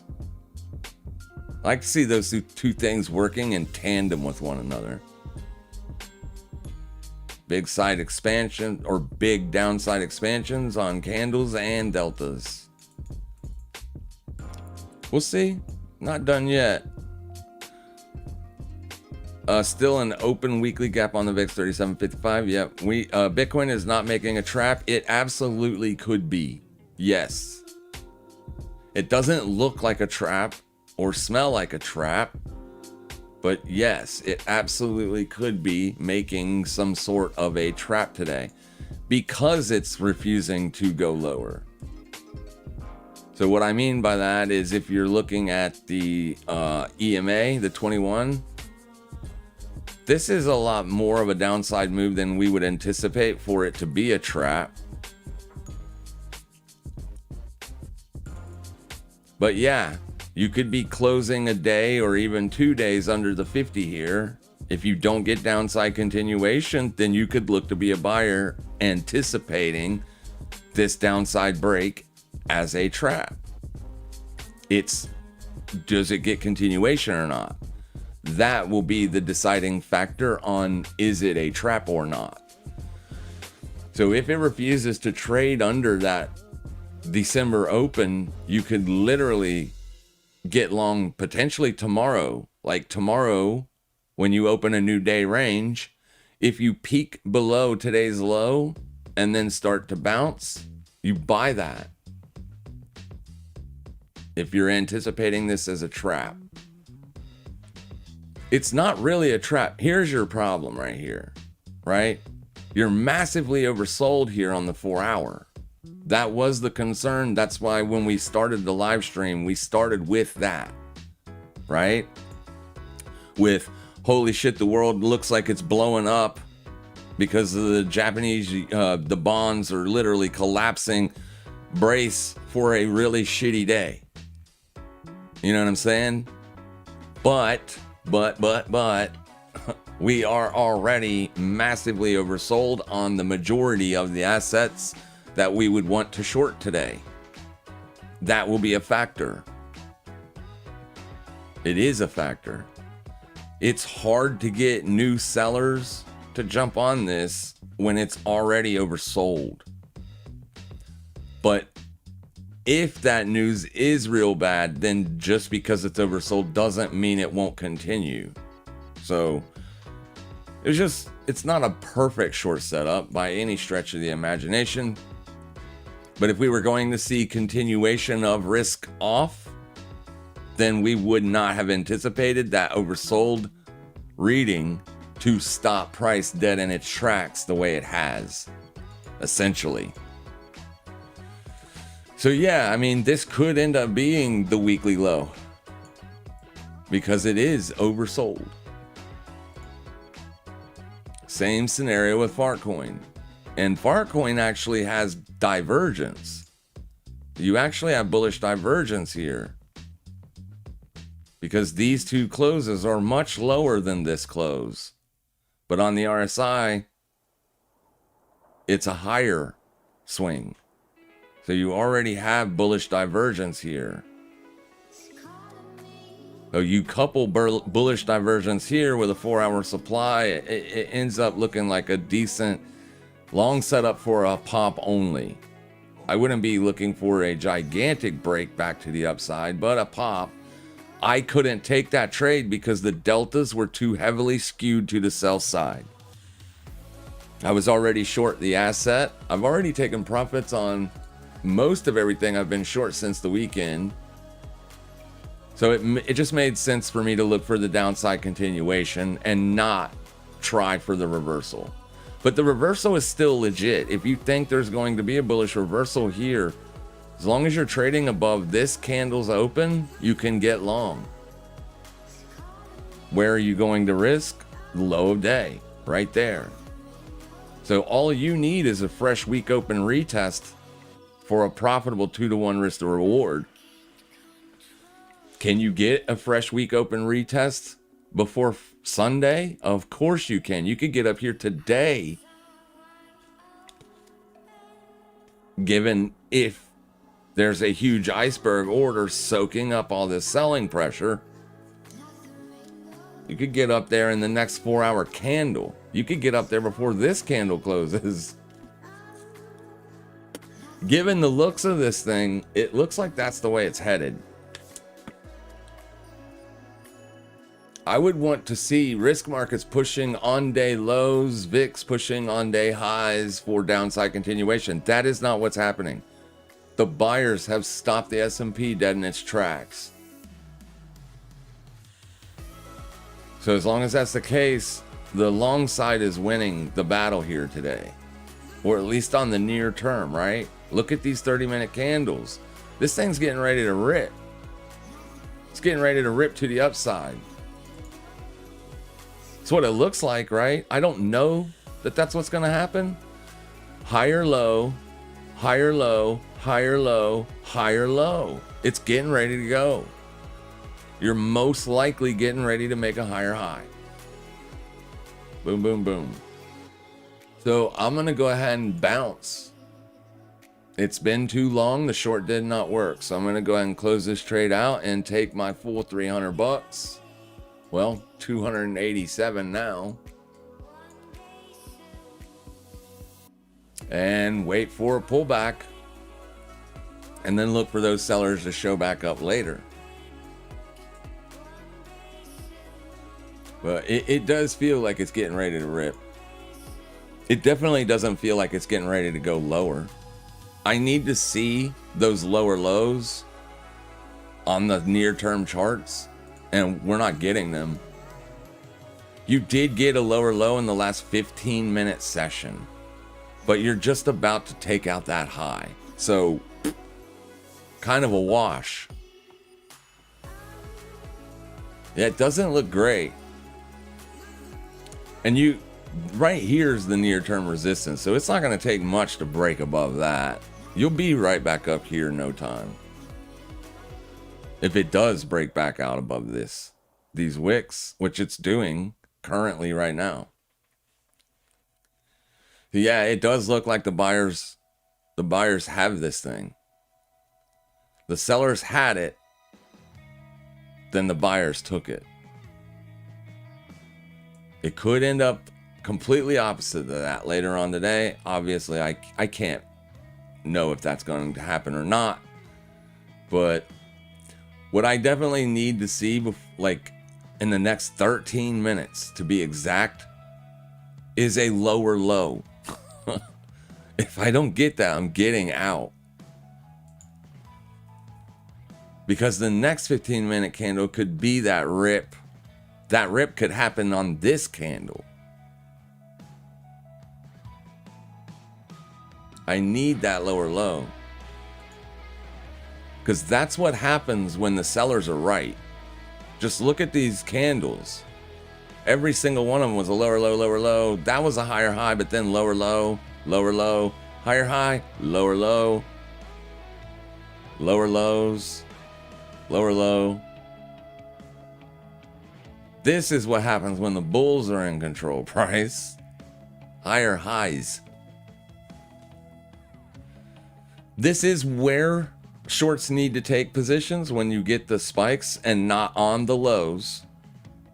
But as a trader, we have to basically, when we put the risk on, we have to watch price, and it really needs to start. So like over here, it did start doing what we wanted to see, right? It's in here when it stopped. That's when I started getting more antsy. It isn't doing what I need it to do in order for me to get paid. So instead of eating a full loss, I'll just bail, wait for a different trade on another day. There was one to take yesterday. There's like, this one actually did work out yesterday. I wish I would have put this one on, because this one actually did give you that nice big downtrending move, right? That was a decent drop. You're looking at a 15% drop there. That would have been a phenomenal trade. But there's really no trade to make here. It might end up holding support, but it bounced off of that support already. The fact that it's right back down here, it feels like it wants to go lower. We could go look on Forex to see if there's any new setups here. But I need to look at it in terms of the higher time frames for the setup to reveal itself, if there's a setup. I like this lower, but only if the euro's weak. Right now the euro's kind of strong because the dollar's weak.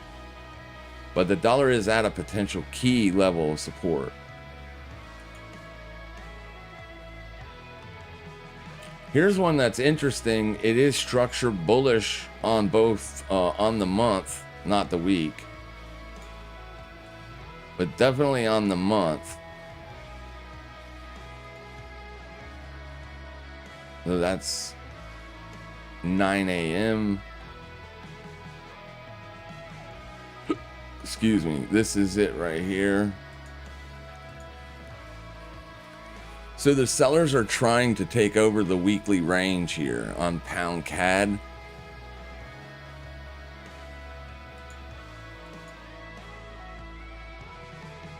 Yeah, it's a lower high for now. So resistance on pound CAD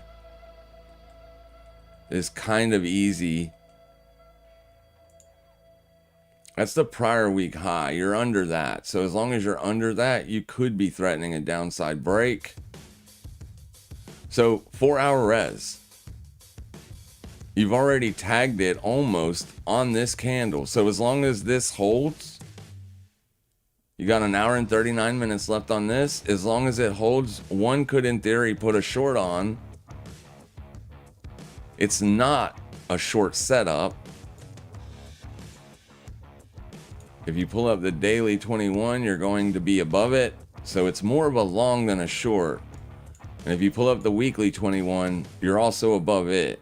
So I repeat, it's more of a long than it is a short, at least until price breaks down through the 21.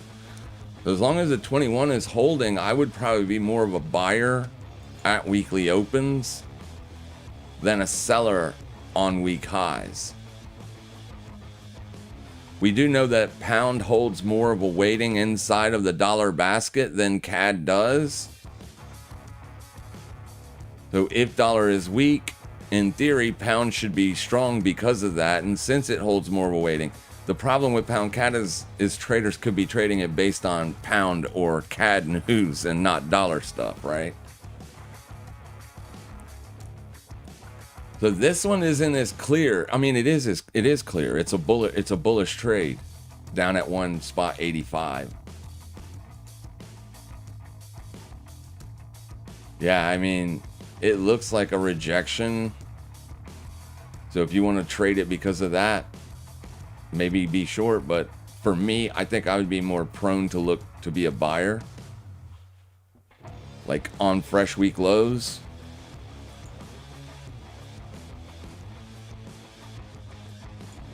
It could be a rejection here at December's high. So there is that. Okay. So that is currently what is happening. You're rejecting December's high. Maybe, yeah. I don't know. It's too sideways and choppy. It did break out. And volume is still structured bullish. Daily still structured bullish. Weekly still structured bullish. I would be more of a buyer here. It's not a beautiful setup or a perfect setup, but then there's Euro getting a bid on the back of pound. Swissy stronger than Euro here.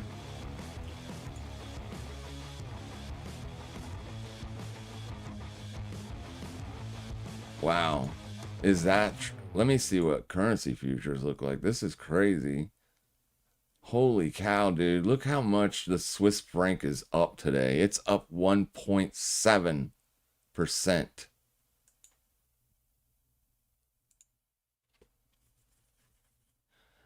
This is a very, very bullish looking chart. For 2025, it was straight up for the entire year. Look at this thing on a yearly. Super bullish chart, man.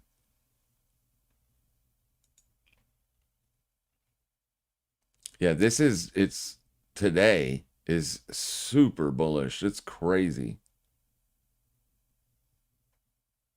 1.72% on the day. Damn. So people, what's down the most? Dollar.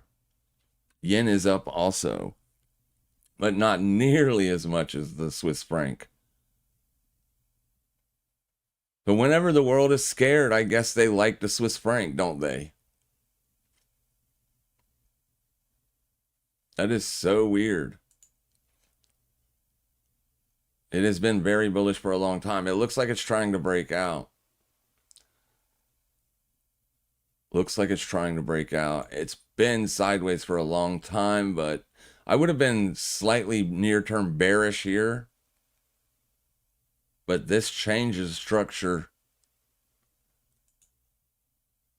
Yeah, that was a bear trap. You've smoked the high. So to me, you could be a buyer on this all the way back down to 125-ish.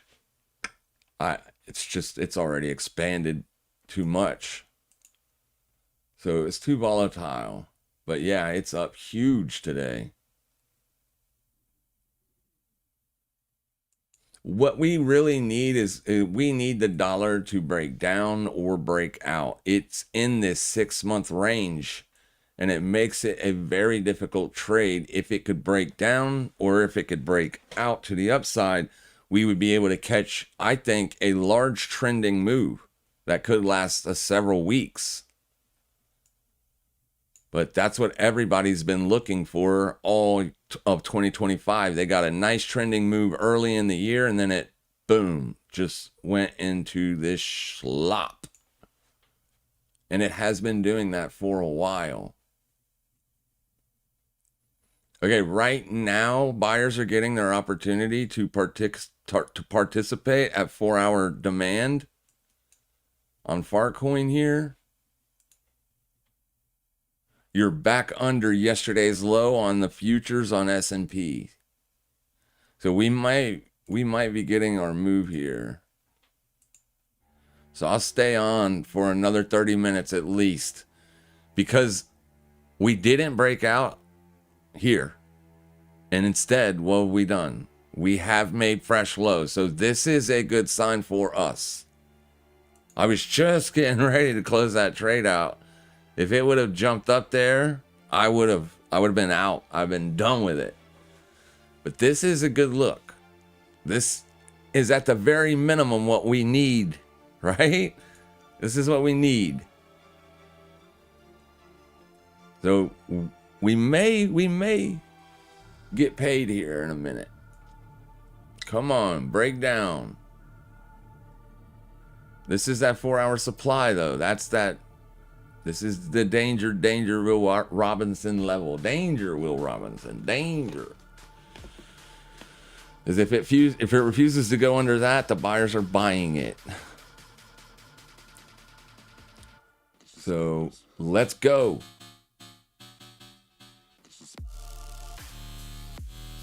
Break down, you biatch.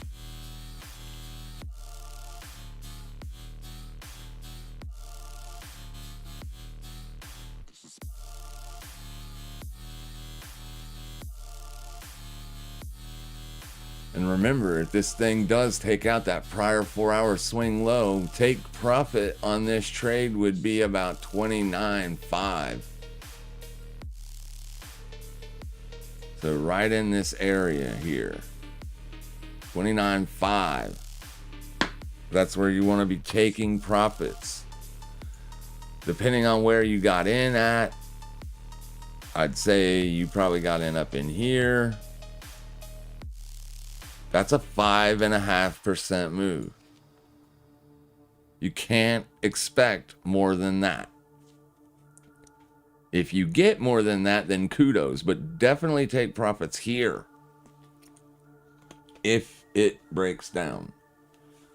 Buyers are going to be putting on risk right here.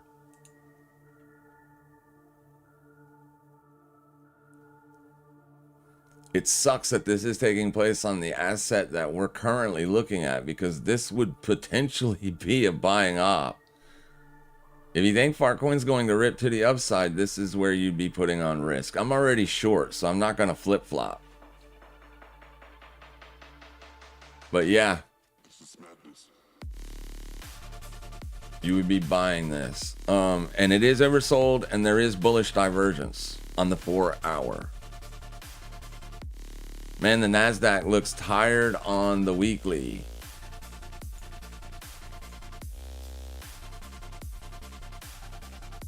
It isn't breaking out. This is the XLK, so to be fair, that's not the NASDAQ.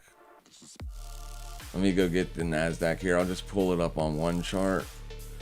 I'm just going to pull up NDX, because that is the NASDAQ. Yeah, it looks exactly the same as the XLK. It's identical in structure. And yeah, it looks tired. And some sellers are going to call this a breakdown. Right? So you can see where the clear risk is here. The 25,528 would be a potential area to put shorts on if it bounces back up to there. That would be gap fillage in the village too. So any pullbacks to this area will be met with sellers looking for downside continuation. Will they be right or not? I don't know. We see this happen a lot on bullish assets where you do get these breakdowns that just nothing happens after. It's like they break down and you think you're going to get that move and then it just keeps rallying. But tech has been struggling, and it has been struggling for a while. That's a fact. That is a fact. If tech were to start rallying again, like 145.65, that's where people are going to be wanting to put risk on to the downside. If it does start rallying, then the S&P 500 is going to break out above all-time highs. It's because tech has been tired and weak that the S&P is not broken out. You did get a breakout on fresh all-time highs on the consumer discretionary. You did get that breakout on financials. And communications has a lot of the tech sector companies in it as well. So, yeah. All right, Fartcoin struggling. Come on, give us that lower low.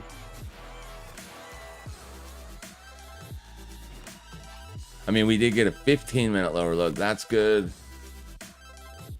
But remember, this is 4-hour demand. Your longs are getting long right now.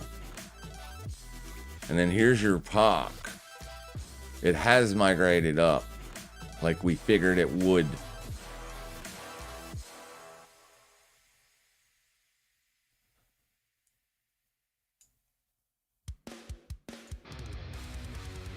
Heavy volumes in here, so yeah, if it breaks down, it could definitely give us a lower daily low.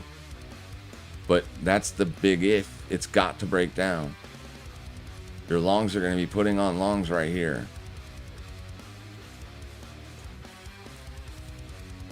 I wouldn't love the long here based on the technical structure. You're under the weekly, you're under the monthly VWAPs, you're under everything that says to be a buyer. So I wouldn't love this trade, but I have put them on before when it felt like there was just sell side exhaustion. You know what I mean? If that happens, I have no problems putting this trade on. So we did finally take that low out. So we do have a lower 30-minute low, which is good, but we need continuation. And we are starting to see that move take place now. Still looks okay here on the 30-minute. Deltas look good for a downside break.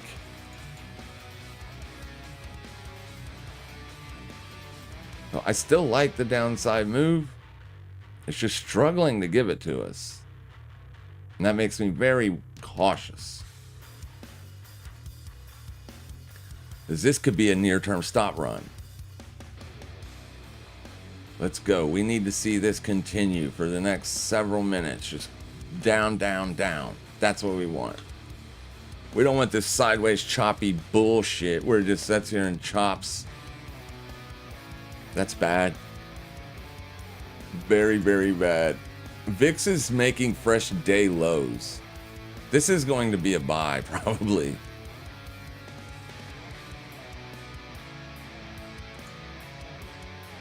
Yeah, the VIX is at this point just grinding down.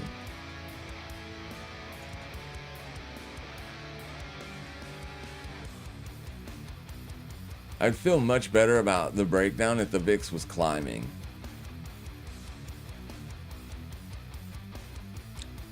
Now, that, obviously, Fartcoin don't trade inversely or correlated to the VIX, but it's just a sentiment thing. Your sellers are your short sellers aren't that aggressive today. The S&P's right back above yesterday's low. We don't want to see that. We want to see this pushing on day lows for sell side trades, even in the crypto market. It gives us that broader sentiment. What is the crypto sentiment indicator saying right now? Fear figures. Stock market is still neutral, but yeah, this is because Bitcoin is down a lot.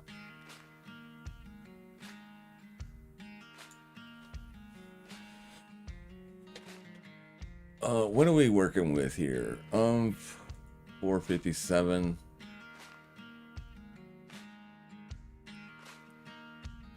Oil is still moving to the upside, so that makes me kind of like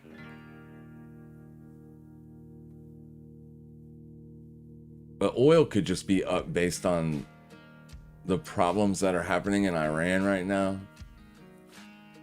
So we don't want to look at oil as a potential recessionary indicator just yet. Because like I said, oil can be volatile in the upward direction just because of Iran being a huge exporter of oil. Bitcoin is still looking heavy. It's under support. This is a breakdown below support. And you're trading under that. So it still looks a little heavy, but this is the weekly low. So this is where the risk will be put on.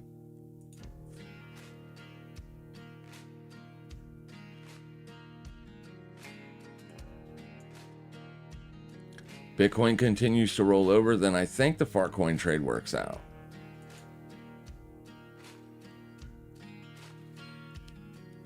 It is taking its sweet time, isn't it? It's down 5%. ETH is down more. ETH is down almost the same amount as Fartcoin. That is so weird. Usually Fartcoin moves a lot more than ETH and Bitcoin. Oh my goodness, ETH looks terrible.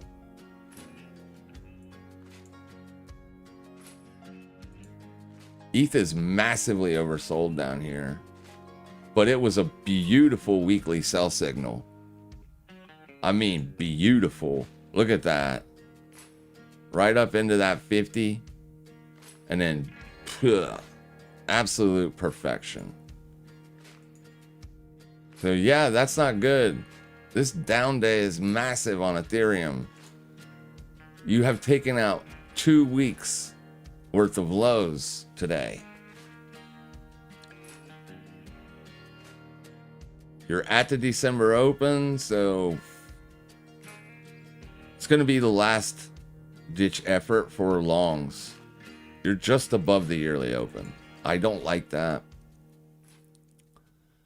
Yeah, this was a nasty, nasty move today. So we could be potentially looking for ETH sell side trades if this persists. I want to get that EMA right where it needs to be. Oh, it is where it was yesterday. So we'll just leave it where it was yesterday. We'll change it tomorrow.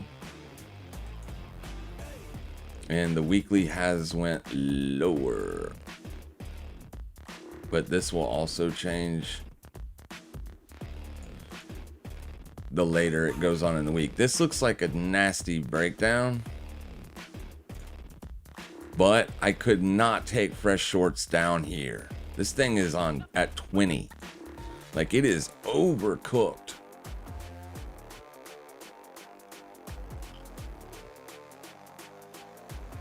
It's literally the most oversold it's been in a long time.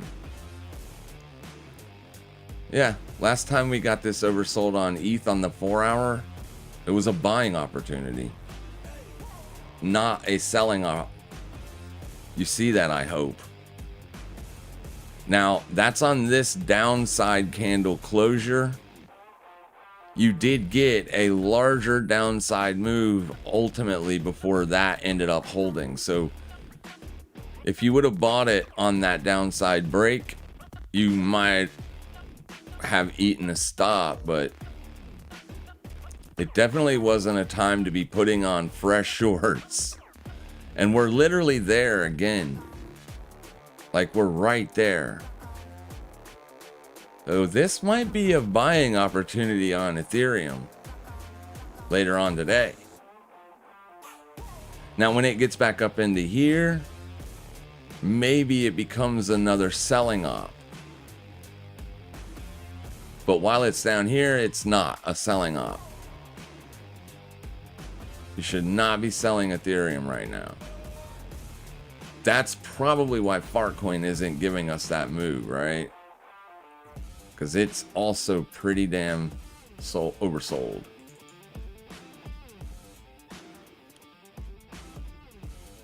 And is already putting in bullish divergence. So yeah, we'll see what it does. It's best sell side entries are going to happen around your RSI 50s. 4-hour daily.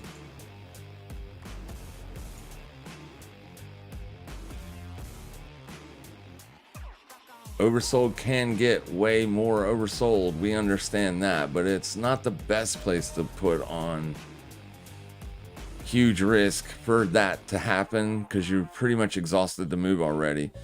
Why I was looking for it to happen today was because the VIX was gapping up so big. We were actually looking for the VIX to continue up. So one more good downside flush into here, we could take our profits and bounce. Let this reverse back up, let it go find resistance, and then attack it again. Starting to move for us though here, so I'd like to see that continue. Come on, get down here.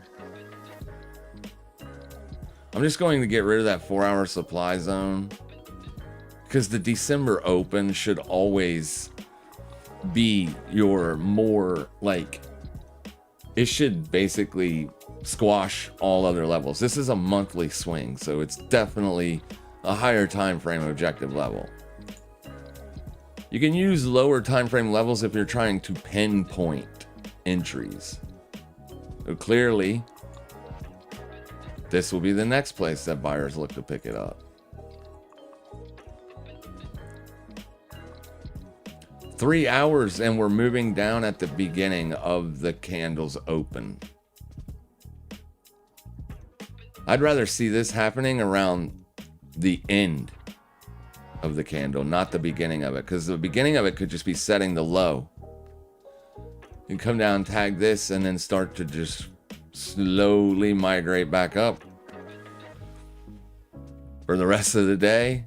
That will piss off the sellers, especially now that they're getting their move finally. We're going to need to see sell side continuation on these deltas to get this thing down here, or at least the VIX needs to start expanding back in the upward direction, and it might be doing that. My VIX data is lagged. I guess I could look at VXX futures, but I was looking at them yesterday and they weren't moving.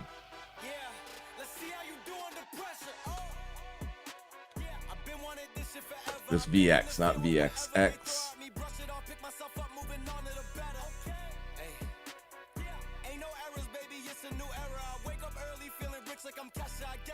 Let me go to the 30-minute.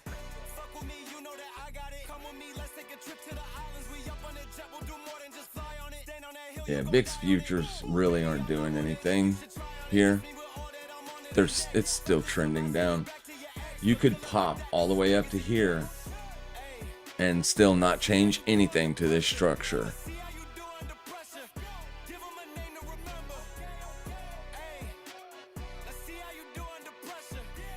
Now, if you get a 30-minute pushback above these swings, then maybe we do get that Fartcoin move. This is 4-hour support. Every extra mission, every enemy listening, get off my dick, I got bad intentions, make it right every wrong, and I'm back with a vengeance, I show you the ropes, peace in my town, I can show you the coast, up in the shots if they wanted to smoke, if you know then you know, suited up bitch, my whole team do the same, don't you forget who created the game, Just blast right through it. Go ahead, come down, fill me, you take my $500 and call it a day.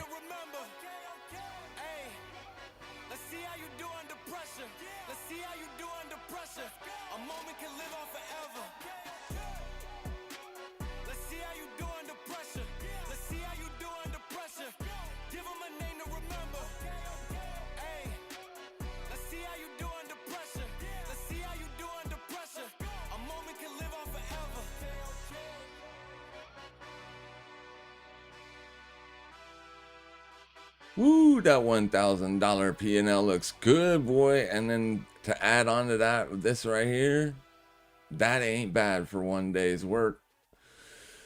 But this is going to be potential support. It's gotta go through there. It's just struggling to. So given everything else that I've already looked at, because it's so oversold, it just doesn't really make sense for me to continue to hold it. What is that?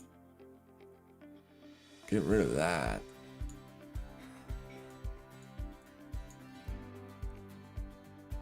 Yeah, I should probably just bounce here, because I really don't believe it's going to break down through there. Zcash is currently breaking down below support, but I mean, you could see something like this happen on Fartcoin, guys. I don't know what it's going to do. Just understand how oversold you are on these things, and know that if you're holding shorts from down in this area, that's not the best position, because it wouldn't take much to spike up and stop you out. And the same is going to be for Fartcoin and everything in the crypto market right now that's super oversold.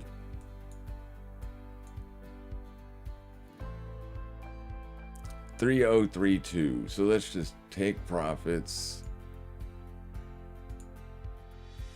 Let's set, we're at 95%. Let's set it at 130. And then we can just move it. Be $582. I'm kind of trying to give this 5-minute candle time to close, and then I'll make a decision.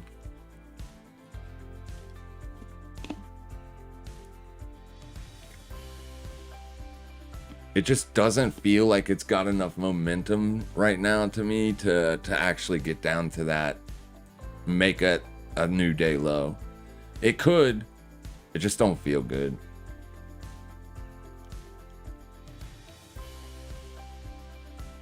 That's not very volatile.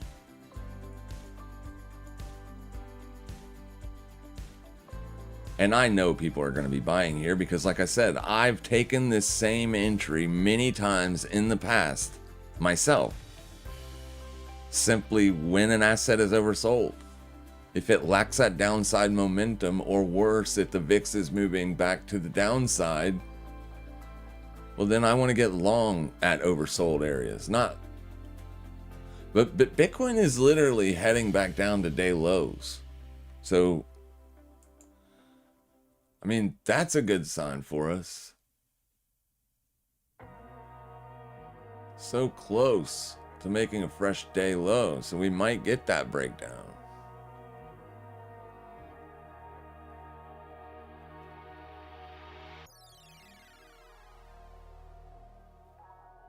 Goodness, it's taking its sweet time. Crypto market is hilarious. Bitcoin moves down 3%. It swings from greed to fear. Yeah. And it's been in fear since what? October something? Like you've been You've been pretty much in extreme fear since forever. We can go look over here.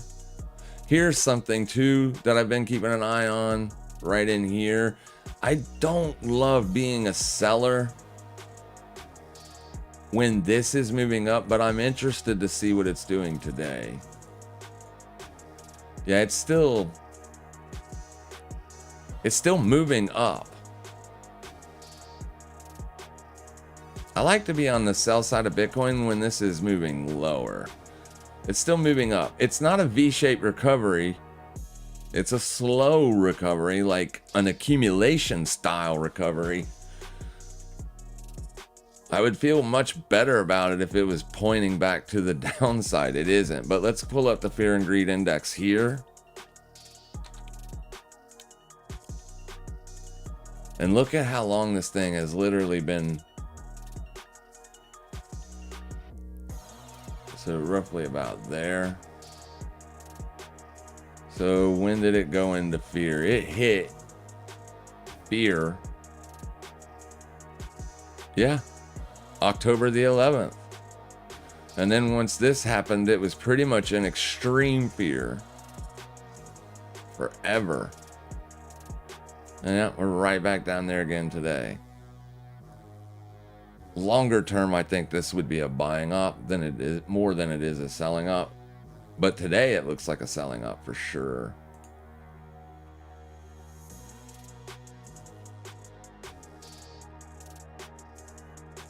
Definitely looks like a selling opportunity today.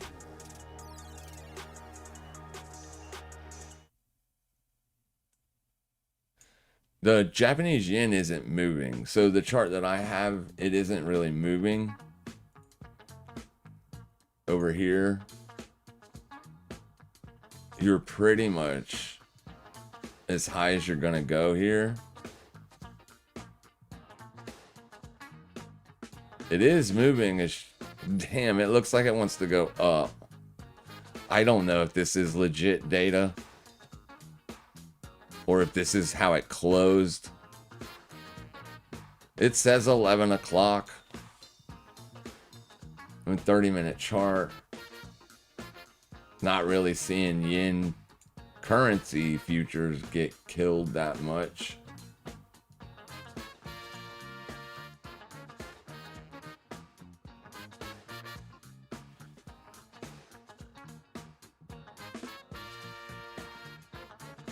So VIX is trying to put in a higher 30-minute high real quick. Let's see if it can do that at least.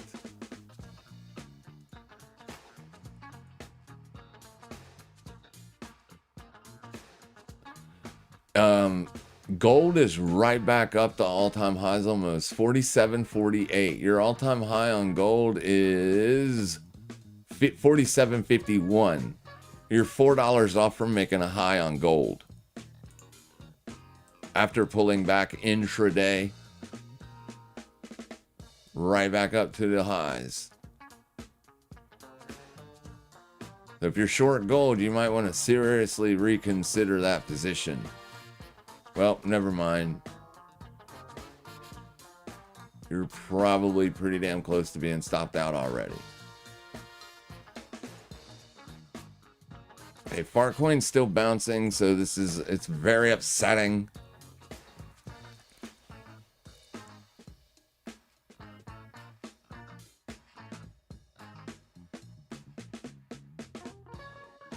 It's taking its sweet freaking time.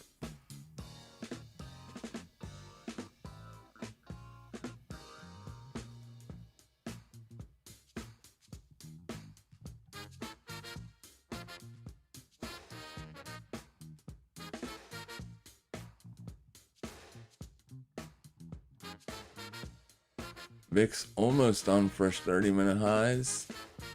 And that would be a bullish engulfing to just a 30-minute, so it really don't matter, but I still keep an eye on stuff like that. You have 5 minutes to put in a bullish engulfing. So that might be the turning point, right? where S&P ultimately does roll over and start to trend lower. You're already seeing that take place on the cash market. So if you were with me earlier this morning, I said if you were looking for shorts on S&P 500, this is where you want to do it after the 930 shorts got smoked. Because if it is going to roll over, I would anticipate it does it from here. And not make that move up to try to fill that gap. Because if you keep pushing on day highs, it's going to go up. At least it has kind of rotated back towards the downside. Let's look at this on a hourly chart. Not really though, right? Like, the last hour was a good move. This thing's about to close more bullish than bearish. Partcoin, another 5-minute high. It's just, that's all it is though. It's not a 15-minute high. I need to see it roll over. Let's go, man. Just give us that low.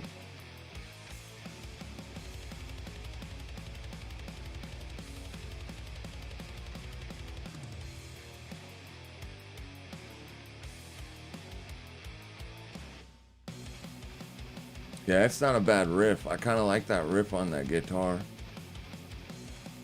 All right, so it's getting late. I got 4 minutes left before it's noon. I'm gonna go ahead and close this trade off. I'm just gonna take my $400 and call it. I honestly think the buyers are trying to pick it up here. So I don't even know if I can get 400 out of it now. No, I will not be able to get 400 out of it now. So I'm sitting right at like 471. It's just chopping sideways. You're an inside candle here. You got 4 hours left on the close, but if this thing, the fact that it put in this lower move on the very first hour kind of feels like this was a support buy. Like that was a buying op. And because of that, I'm bailing on the short. I think it's probably going to have a very nice bounce, but I'm not going to close it completely. My entry's all the way up there. So I'll just take my $300 and call it, because I'm not going to get 500 out of it. Not now. It bounced. I'm not going to get off until a little bit after noon, because it could roll over in the next 5-minute session. So I am going to put this on at about 90%. And I want to close 75% of the trade. And that'll give me $400. So where does it go? It's just got to go right back to the white line again. I don't want to be chasing this thing all the way back up. This was a lot bigger of a bounce than I wanted to see, especially while it was coming down.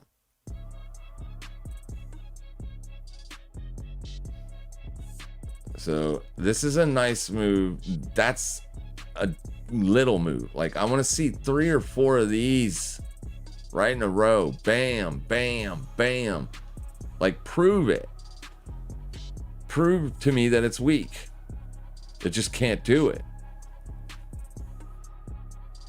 So I want to take my money before you get 4 of these right back up. That's not what I want to happen.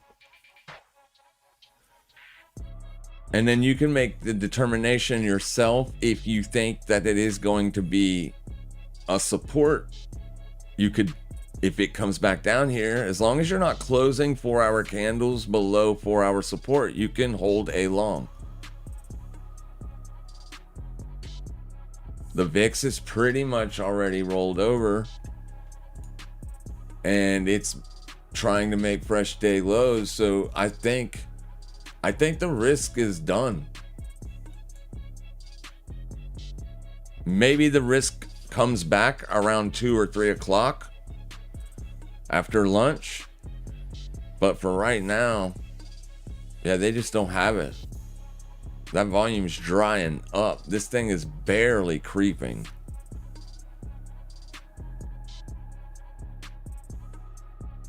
So I'm not going to close it completely. I'll set a stop up there, but I do want to get out of it. I'm tired of looking at it. Not doing what I wanted it to do. So not a great day, because I mean, not a great trade. It did not play out, not as anticipated. I was actually looking for a fresh day low. That's barely a 3% move, because most likely there wasn't very many people that gonna be able to say they nailed that exact high, right? So I'd give it about right in here to down where it is right now is just barely a 2% move. That's not consistent with what we usually see on Fartcoin. Usually on Fartcoin, when you got this heavy of a sell side delta, this thing's gonna be down 8, 9, 10%. Easily. You can make 5% easily. It is literally just barely crawling. To be fair, it is already down 6% off the open. So it has experienced a pretty significant move, but we've seen Fartcoin be down 20, 25, 30% before. So the fact that it's just doing this, it's like it turned into a nothing day. Was a lot of volatility out there and everything is super red. But I mean, even hype is down more than Fartcoin. That's not usually the case. Doge is down 4. Pepe's down 4. XMR is the big mover, but that's because it's coming off the highs. It got extremely extended to the upside. You've got ICNT down 17, Pippin down 14. I was watching River for a potential, I looked at River for a potential short earlier this morning, but the funding rate was paying the longs. And it was paying them way too much. It was too much. It was a way too expensive trade to get in. So that's why it's still up 14%. It's going to take. The only people that shorting this are retail or rookie retail traders. Professionals are not shorting this. Not with a heavy long side funding rate. And since it's not rolling over, I would say this thing's being manipulated. Or you just can't get those big sellers to show up. It's too expensive. So it's up nasty. It's up 14%. It's probably going to make a fresh all-time high. And it has been doing that for a while. So I don't even know what this is, but it's not old. It's a fairly new asset. Clearly, people love it. On the long side, when the funding rate supports the bid, I can't, it didn't give me a buying opportunity. But it does look like it's getting ready to run. Don't short this. You're going to pay way too much money. The deltas are even more, well, they're actually neutral because it's up so much today. You would think those deltas would be a lot more than they are.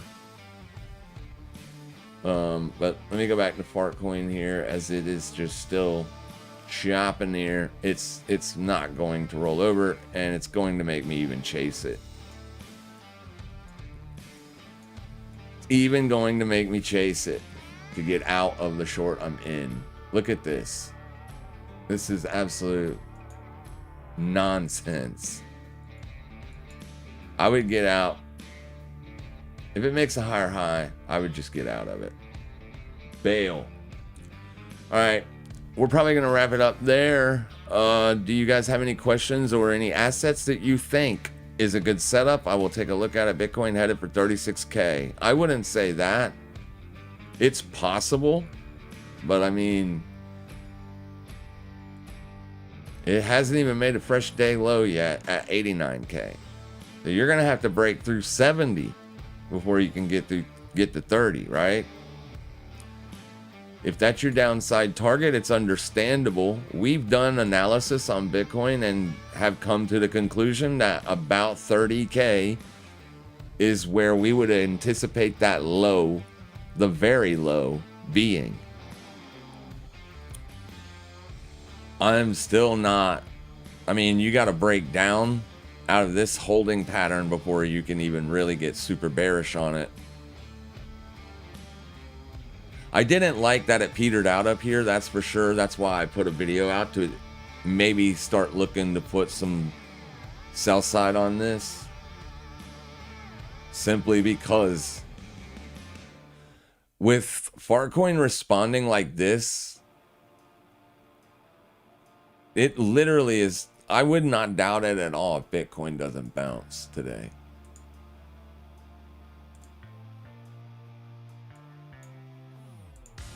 So yeah, be careful if you're trying to short Bitcoin today.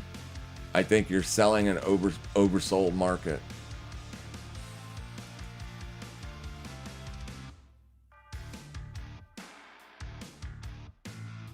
Farcoin is literally ripping right now as we speak. It is ripping. This is what I was telling you. It's, look at this perfect buy up.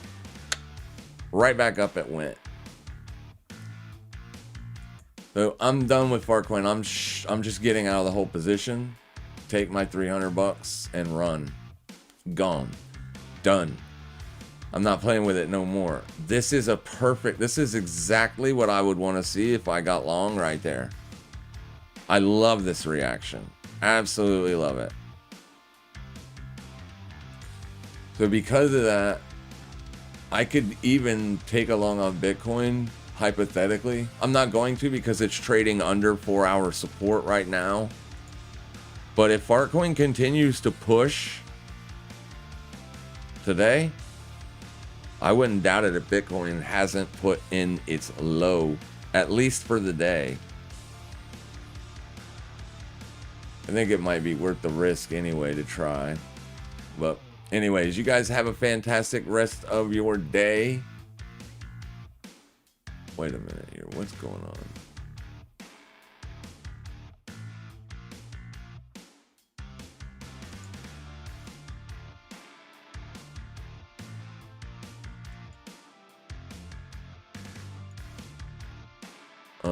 Yeah. All right.